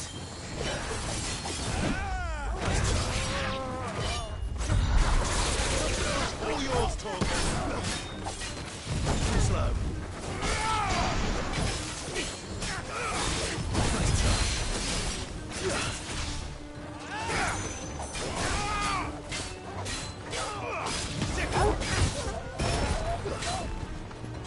Slow.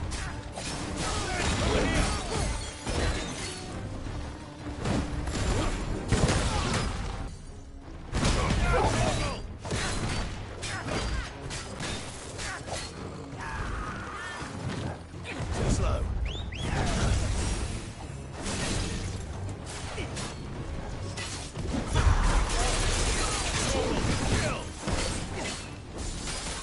Nice try.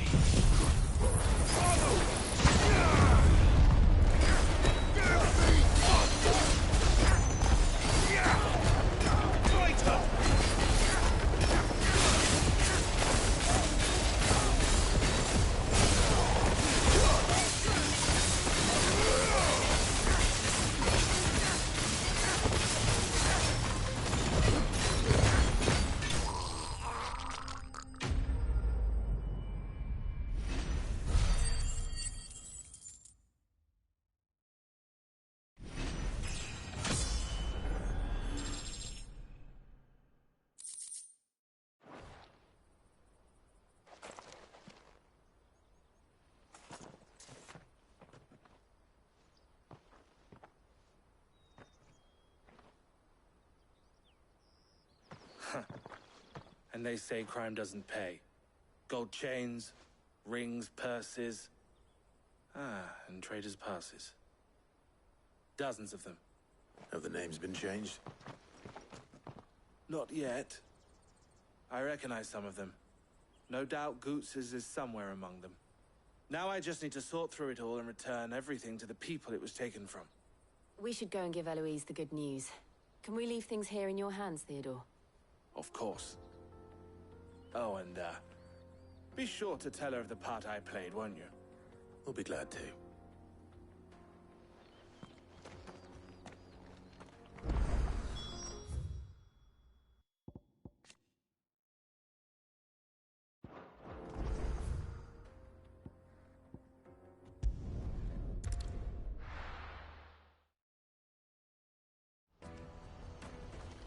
Let me carry your goods. I'm cheap.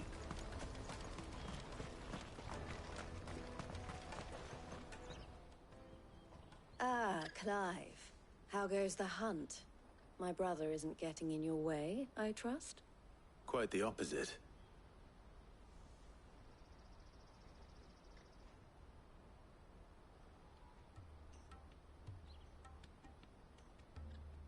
So it was the cast stones who were behind it all.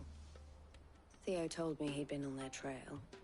And their demise solves 3 problems at a stroke. That of the pickpockets, the bandits pulling their strings, and the passes they were stealing. I only hope yours is among the items you recovered. Only time and Theo's return will tell. Speaking of whom, welcome home, dear brother. You are too kind, Eloise. Here, Clive. Goods's pass. Ask him to keep a closer eye on it from now on, would you? I will. Thank you. El, I've asked our boys to carry the rest of the goods back. Can I count on your help in sorting through it all? Of course. I'll make some space in the storeroom. I expect you'll soon be on your way then. But it wouldn't do to leave without introducing yourself properly. Would it now? Sid. Don't look so shocked. We're on the same side. I don't understand. As you now know all too well, we at the Crimson Caravans are always happy to help those in need. For a small fee, we will move anything that needs moving. Be that goods to market, or bearers away from it. I was the first my sister helped escape. If it wasn't for her, I'd have been branded as a boy. I had no idea. It just so happens that we are seeking to expand our operation. And who better to join forces with than the leader in the field? Wouldn't you agree, Theo? I would. It seems our purpose is the same in more ways than one. So what would you say to working together again? It would be our pleasure. And our honor. The honor is ours. Here, Clive. This is for you.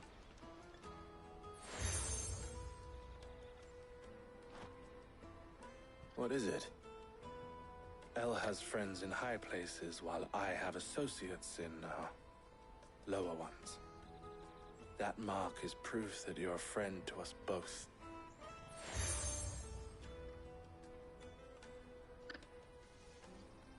I shall bear it with pride. Well, all that remains is to wish you a safe onward journey. Goots's pass should secure you a place on the caravan, but if you encounter any difficulties, we would be delighted to provide you with a coach of our own. For a discounted price, of course. Say, 9 million? We'll try the caravan.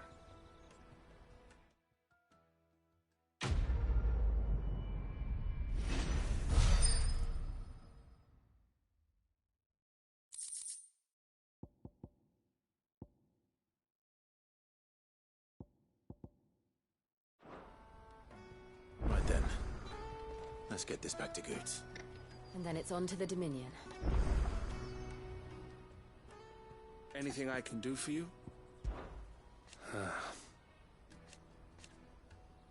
Fools, the lot of them. Criminals and cowards. So thank you. And I wouldn't have it all the better. Farewell, then. Is something the matter? This being a border. Or at least... Don't worry about Hansa and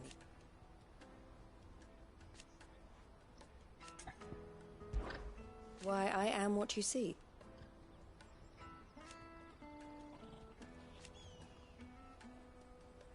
It can be a risky business.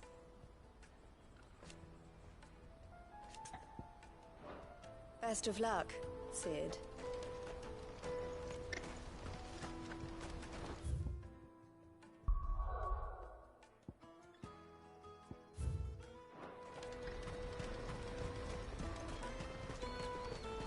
Pardon me, but would you happen to be... That well-notched steel and impressive physique. I have need of a sword for hire, and yours looks to be a weapon well worth the coin. Might you be convinced to offer me the use of those formidable arms? How exactly do you intend to use them? Well, being something of a scholar of Zemeckis history, I wish to investigate the ruins near the city. And I require a rugged companion, lest I find myself waylaid by ne'er-do-wells or the beasts sent to roam the area. Should you accept, you will not only earn yourself material wealth, but partake of the true treasure that awaits us there. The rich and storied history of Zemeckis. Well, were you ever party to a finer proposition? My arms are yours. Wonderful. Then come. We must away. But where are we going? Along the old Zemeckis Road, and from there, onward to discovery. Quickly! There is not a moment to lose. Wait. Well, good luck with your ne'er-do-wells.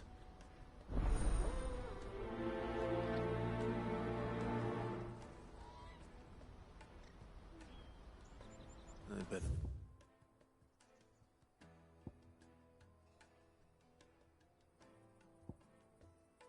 Sure he doesn't get himself killed.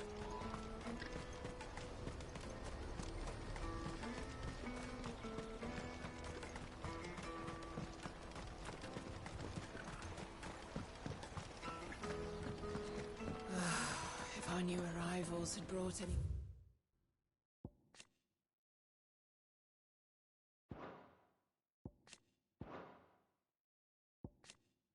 Coin with them? Now I just need to see about getting the word out. I want to know right away. Bad news. Good, actually. Something worth celebrating for a change. Only trouble is, the serving girl's still new to the job, so I can't leave her while I go and invite those I'd like to celebrate with. What exactly are you celebrating, if you don't mind me asking? I've come by a particularly fine bottle of red. A Gotan 66, no less. Gotan Rouge is the only good thing to have ever come out of the Empire. And most wouldn't part with a 66 if you held a knife to their throats. So I've heard. Oh, so you know of it then? Clearly you're a gentleman of taste. A gentleman who might sympathize with my predicament, perhaps? Would you pass the good news to a few friends of mine? I'll give you a little something for your time, of course. Sounds simple enough. So you'll do it? Marvelous. Thank you. You won't need to go far. All three of them should be right here in the market. There's Aldrich, the porter, Milan, the butcher, and Bullock, a guard over at the north gate. Three of the finest fellows in Boklad, if you ask me. Tell them to come to the tavern when they've finished for the day. Stop by again when you let them know, and I'll give you your little something. I'll be right back.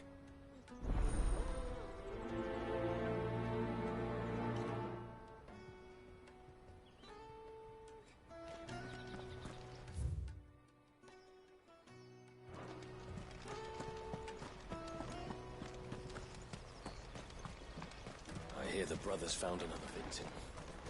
Can you believe it? I believe it, all right. What's that? The third this month?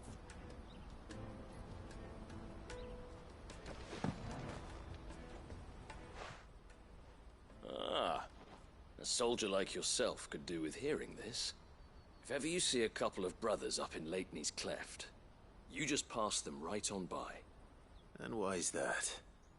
Because they're duplicitous bastards who make cutthroats and footpads look like upstanding citizens by comparison. What they do is befriend a passing merchant, someone new to the area, and steer them straight into the arms of bandits. The merchant dead and his murderers busy bickering over the poor bastard's wares. The brothers set to sweet-talking some other unsuspecting fool, a warrior. Now, the brave soul charges into the footpad's den thinking he's doing the realm a favour, and when he's done, the brothers sweep in and loot the bandits and dead merchant both. Yeah, there's a lazy sort of cunning to it, I suppose. You'd think they'd run out of bandits eventually. So close to Boklad? Not bloody likely. I suppose you're right. Anyway, if you run into them, you steer clear. Or better yet, give them a damn good hiding. I only wish I had. Thanks for the warning.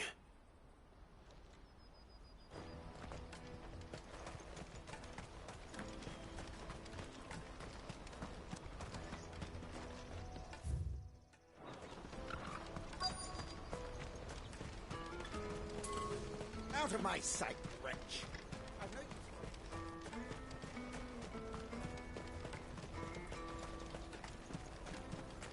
Come on, come on! Caravan stops next to the Juicy pears! Are you Milan? That's me. What can I do for you? The innkeeper's just had a special delivery. He thought you might like to join him for a cup of wine. He knows me only too well. And I've got a ham here that will go handsomely with a nice drop. Wine and ham to spare. Barclay clearly isn't suffering then. Comes with being the place everyone has to pass through to get to everywhere else. Those who travel the Crystal Road bring all manner of goods with them. We get meat from San Brec, herbs from Rosaria. Why, sometimes we even see curiosities from across the Narrow. My old man knew what he was about when he set up shop here all those years ago.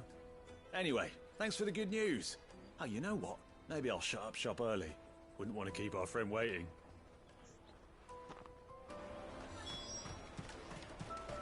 You won't find anything of this quality in Twinside. Tight-fisted swine. Let us through! I'm looking for Bolek. I was told he'd be guarding the gate. Well, you found him. You're not here to enlist, I take it? The innkeeper sent me. He's just taken delivery of a rare vintage, a Gotan 66. He thought you might like a cup. I've never said no to a goat hand. I'm not about to start now. Thanks for letting me know. You must be a busy man. The market would be flooded with refugees if we weren't here to stem the flow. Oh, my heart goes out to them, all right, but we've got our orders. No papers, no passage. Plenty try to slip past us nonetheless. And every now and then, one of them's foolish enough to try and force their way through. And when they do, well, things can get nasty. You know what? That wine's sounding better by the moment.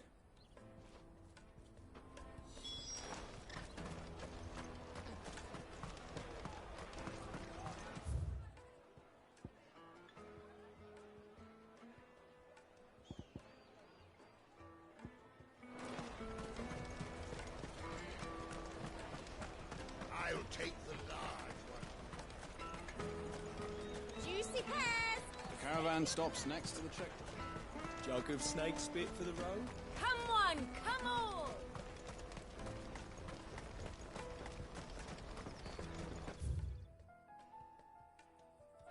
Peaches and pears.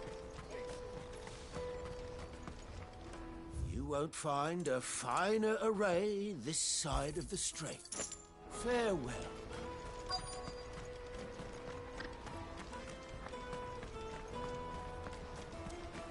Hurry, man. I've been asked to find Aldrich, the porter. I don't suppose that's you, is it? That's me right enough. You need something delivered? The innkeeper sent me. He said there's a cup of Gotan 66 with your name on it when you're done for the day. A 66? Look at me. If he's just got hold of it now, it must have been in the crates he had me carry down from San Brec. From the Empire to Boklad. You must be a braver man than most. That's a treacherous route at the best of times. Such is the porter's lot. There's not a patch of storm these feet haven't traipsed across. It's Oriflamme one day, then off to Canva the next. The farther you're willing to go, the fatter the purse. Which is why there's no shortage of competition for some of the longer routes. I'd say I've done enough for today to earn myself a cup of something tasty. Thanks for letting me know. Well done. I wonder if the innkeeper might spare a cup of that wine.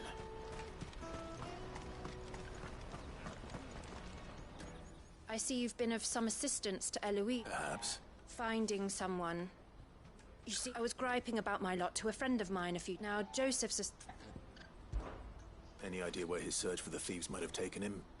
The old Zemeckis Road, perhaps?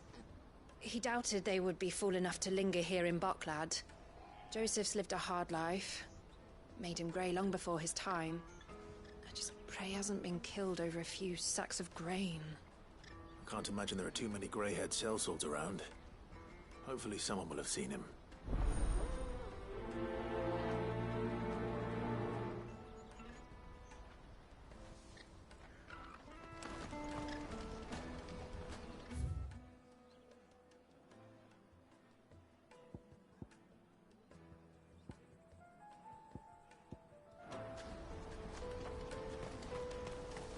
That's that then.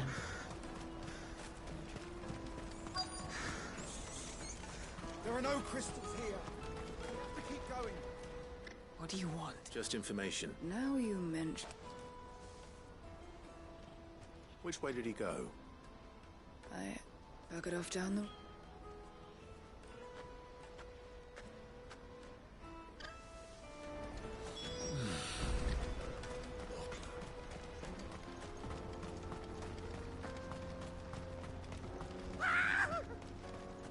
Why am I not surprised?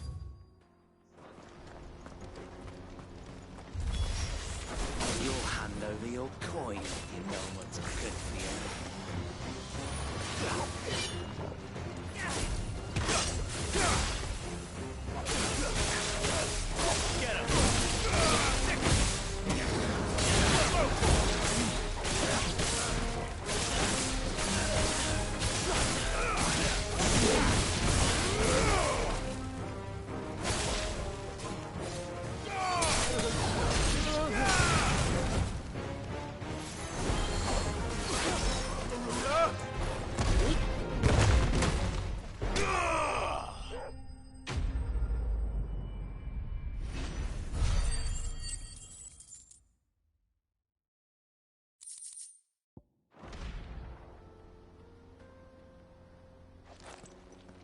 Are you hurt?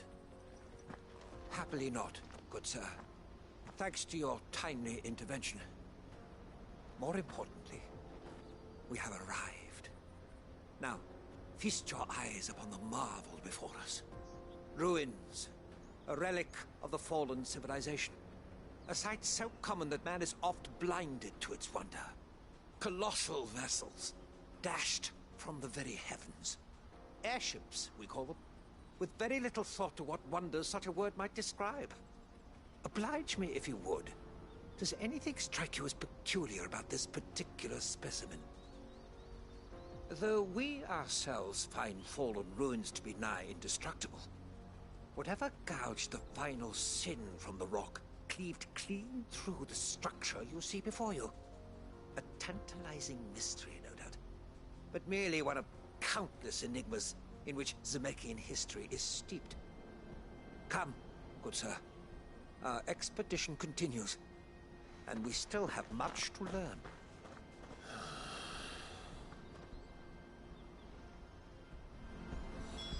He's bad. Yes, I'll give him that. Good girl. Faster!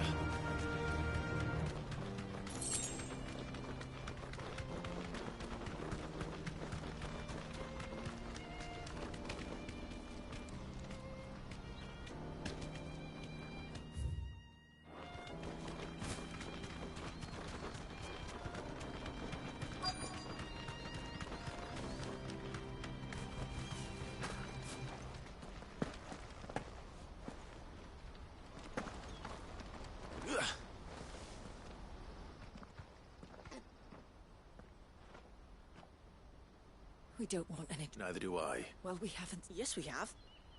Those ones. Maybe he found his thieves. Mum won't let me near them. She said there's got... Shh, now. I only told him... I'd listen to your...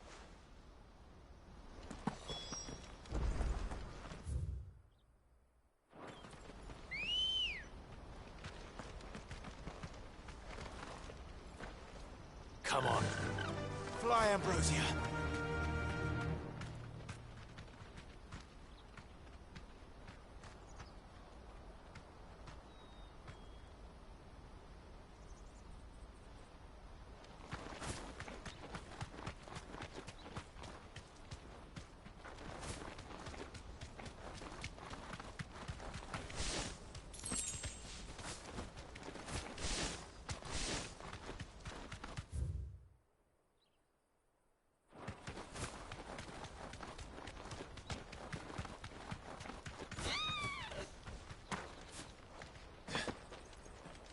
Joseph's thieves really lug their stolen wares all the way out here.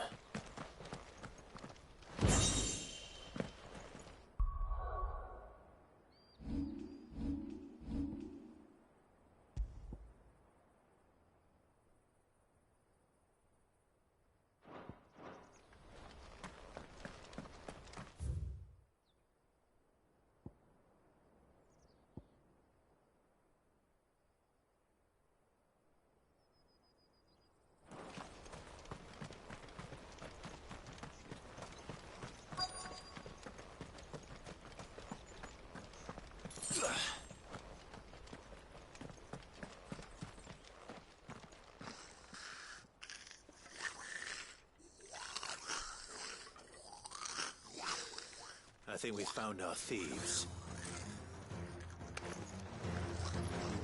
They don't look happy to see me.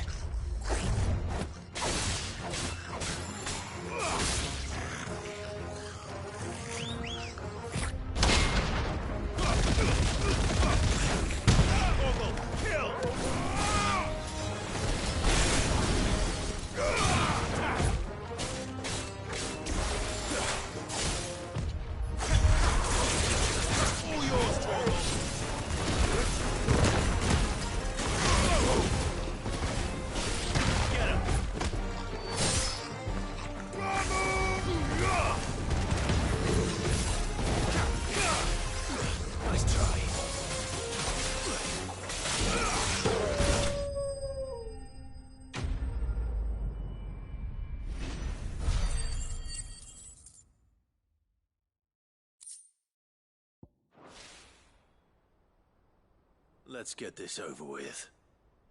Stop! Don't kill him, he's just protecting his home. Joseph? So the boy was right. I don't know you. Your porter friend sent me to find you. She was worried you might have got yourself killed. Have I been gone that long? It wasn't hard finding the thieves. The problem was knowing what to do with them when I did. I take it things are more complicated than they appear.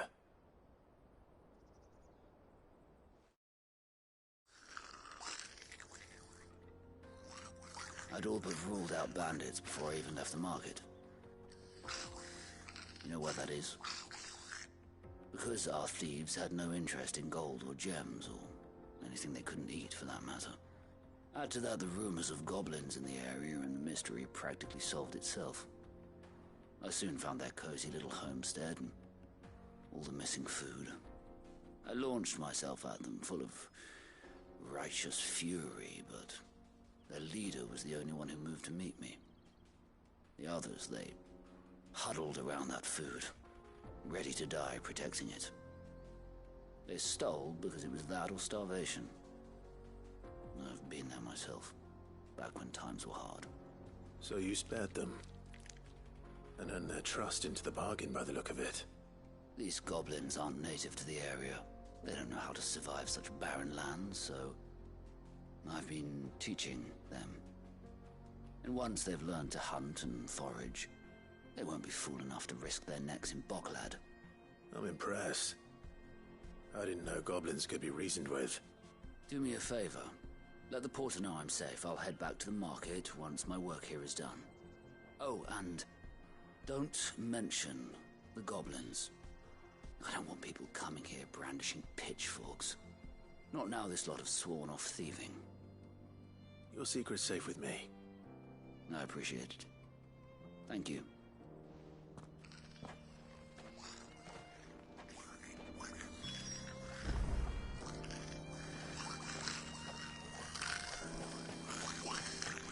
I'd always thought of goblins as mindless savages.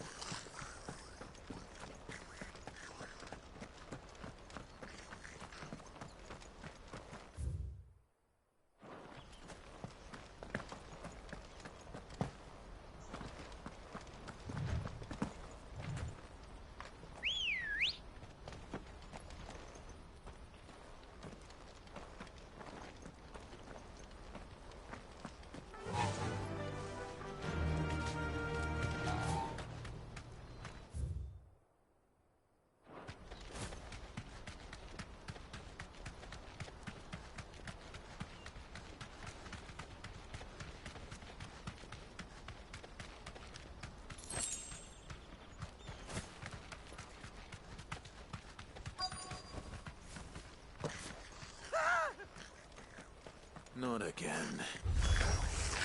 All right then.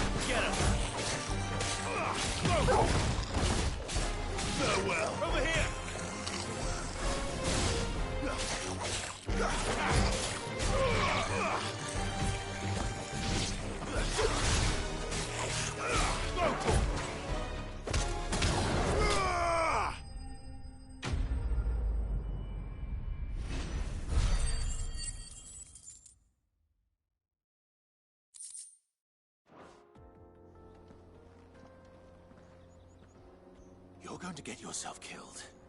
Oh, that would not do. That would not do at all. Not when such majesty stretches out before us. Behold, the final sin in all its glory. As Moss tells us, a battle was fought here in ancient times. A battle of such ferocity that it tore a great crater in the very land upon which it was waged. In reaching for their holy sanctum, did man enrage the gods, and great was the vengeance that was rained down upon him.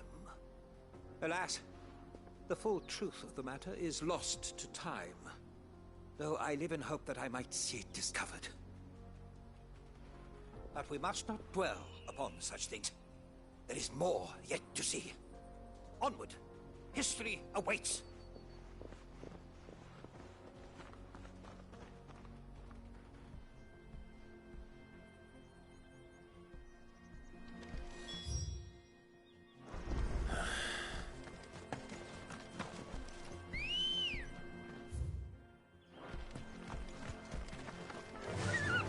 Fly, Ambrosia.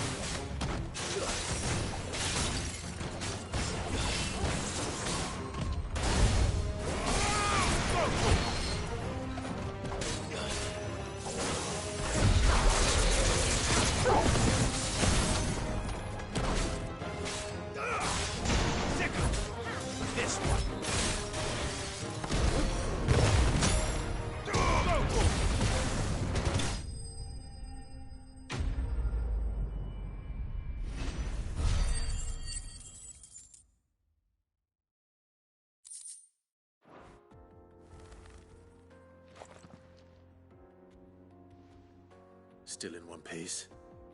It would seem so. Once more I am in your debt, and once more you impress me with your prowess. These were no ordinary foes, but ones we in the field call echoes.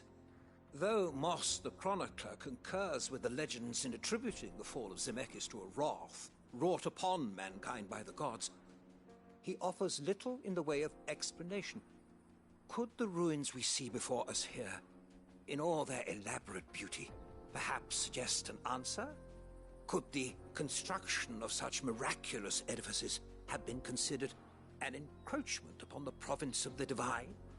Alas, all is mere speculation. But one day, perhaps, I will learn the truth. Not if you keep running headfirst into trouble. You are right, of course. And not only have you plucked me repeatedly from the jaws of death, you have proven yourself a willing audience to my ramblings. Glad to help, but didn't you say you came here to investigate something? I fear I may have rather overstated the case on that front.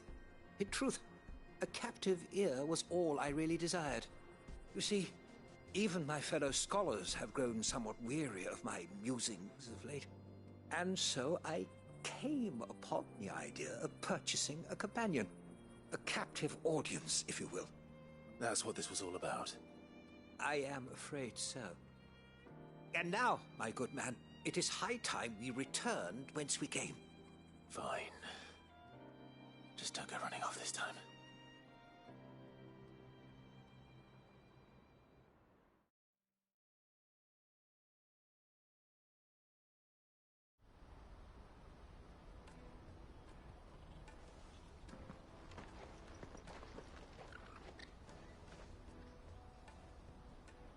And so ends a delightful day. Here, your reward for humoring my selfish whims, plus a little extra for the trouble I have put you to.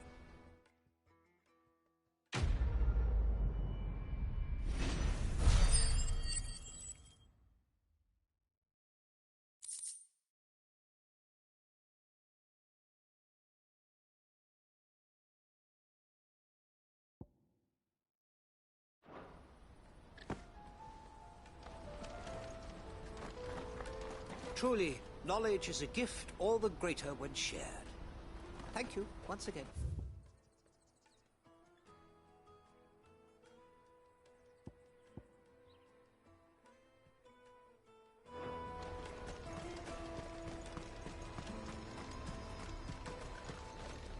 You won't find a finer array this side of the strait. Many thanks.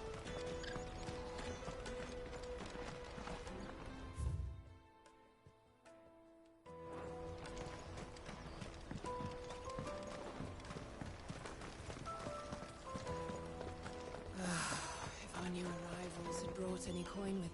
I spoke to your friends. They'll be along soon. That's fantastic news. Thank you kindly. It's been a while since we all sat down together. And the way I see it, that wine is as much theirs as it is my own. How so? Well, I wouldn't be serving anything but slops without Aldrich to go and fetch the good stuff for me. And then there's Milan, who always sends customers my way. And Bolek, an even-handed keeper of the peace, if ever there was one. Those three are the backbone of Boklad. Lose any one of them, and the market would soon fall apart. And without the market, I wouldn't have a single customer. I'd say that's worth a bottle of 66, wouldn't you? And more besides. Everyone needs a shoulder to lean on. Be they world-weary innkeepers or brooding swordsmen. Right. I'd better prepare for my guest's arrival. I hear you had me carrying a bottle of Gotan 66. If I'd have known, I would have sold the thing and lived like a lord. I'll settle for a cup, though, if you're in a sharing mood. A Gotan 60 bloody 6. Just as well I had something special of my own set aside. A bottle between the four of us might not be enough to drown our sorrows, but it can't hurt. Here they are, the three pillars of Boklad. Sit yourselves down, gentlemen. The woes of the world may be monstrous in many, but there's nothing like a few good friends to keep the misery at bay. Never a truer word spoken.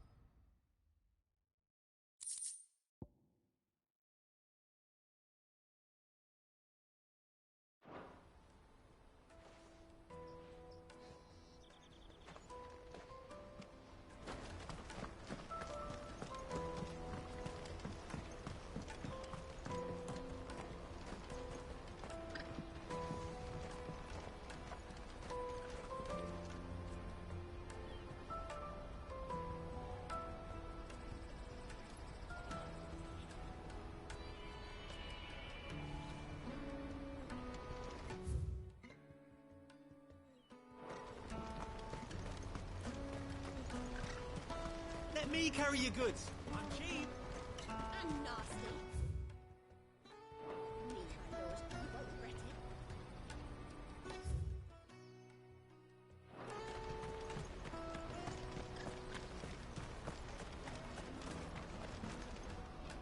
Joseph's fine. That's a weight off my shoulders. He certainly knows his business. He found your thieves all right. And I dare say they won't be coming back. A good man to have around, that Joseph. And if he says there'll be no more thieving, that's good enough for me. Thank you for putting my mind at ease. Here, for your troubles.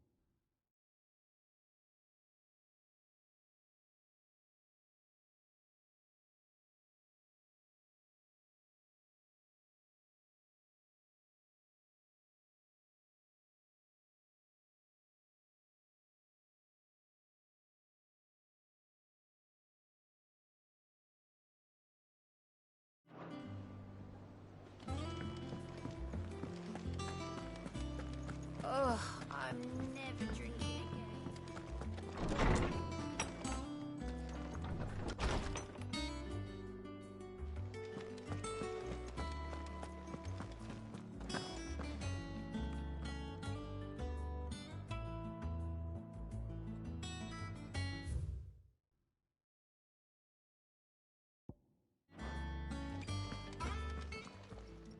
How good it is to see you, Clive.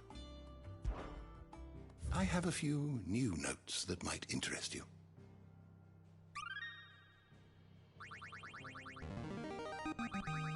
There is a rather fascinating excerpt I've been meaning to show you.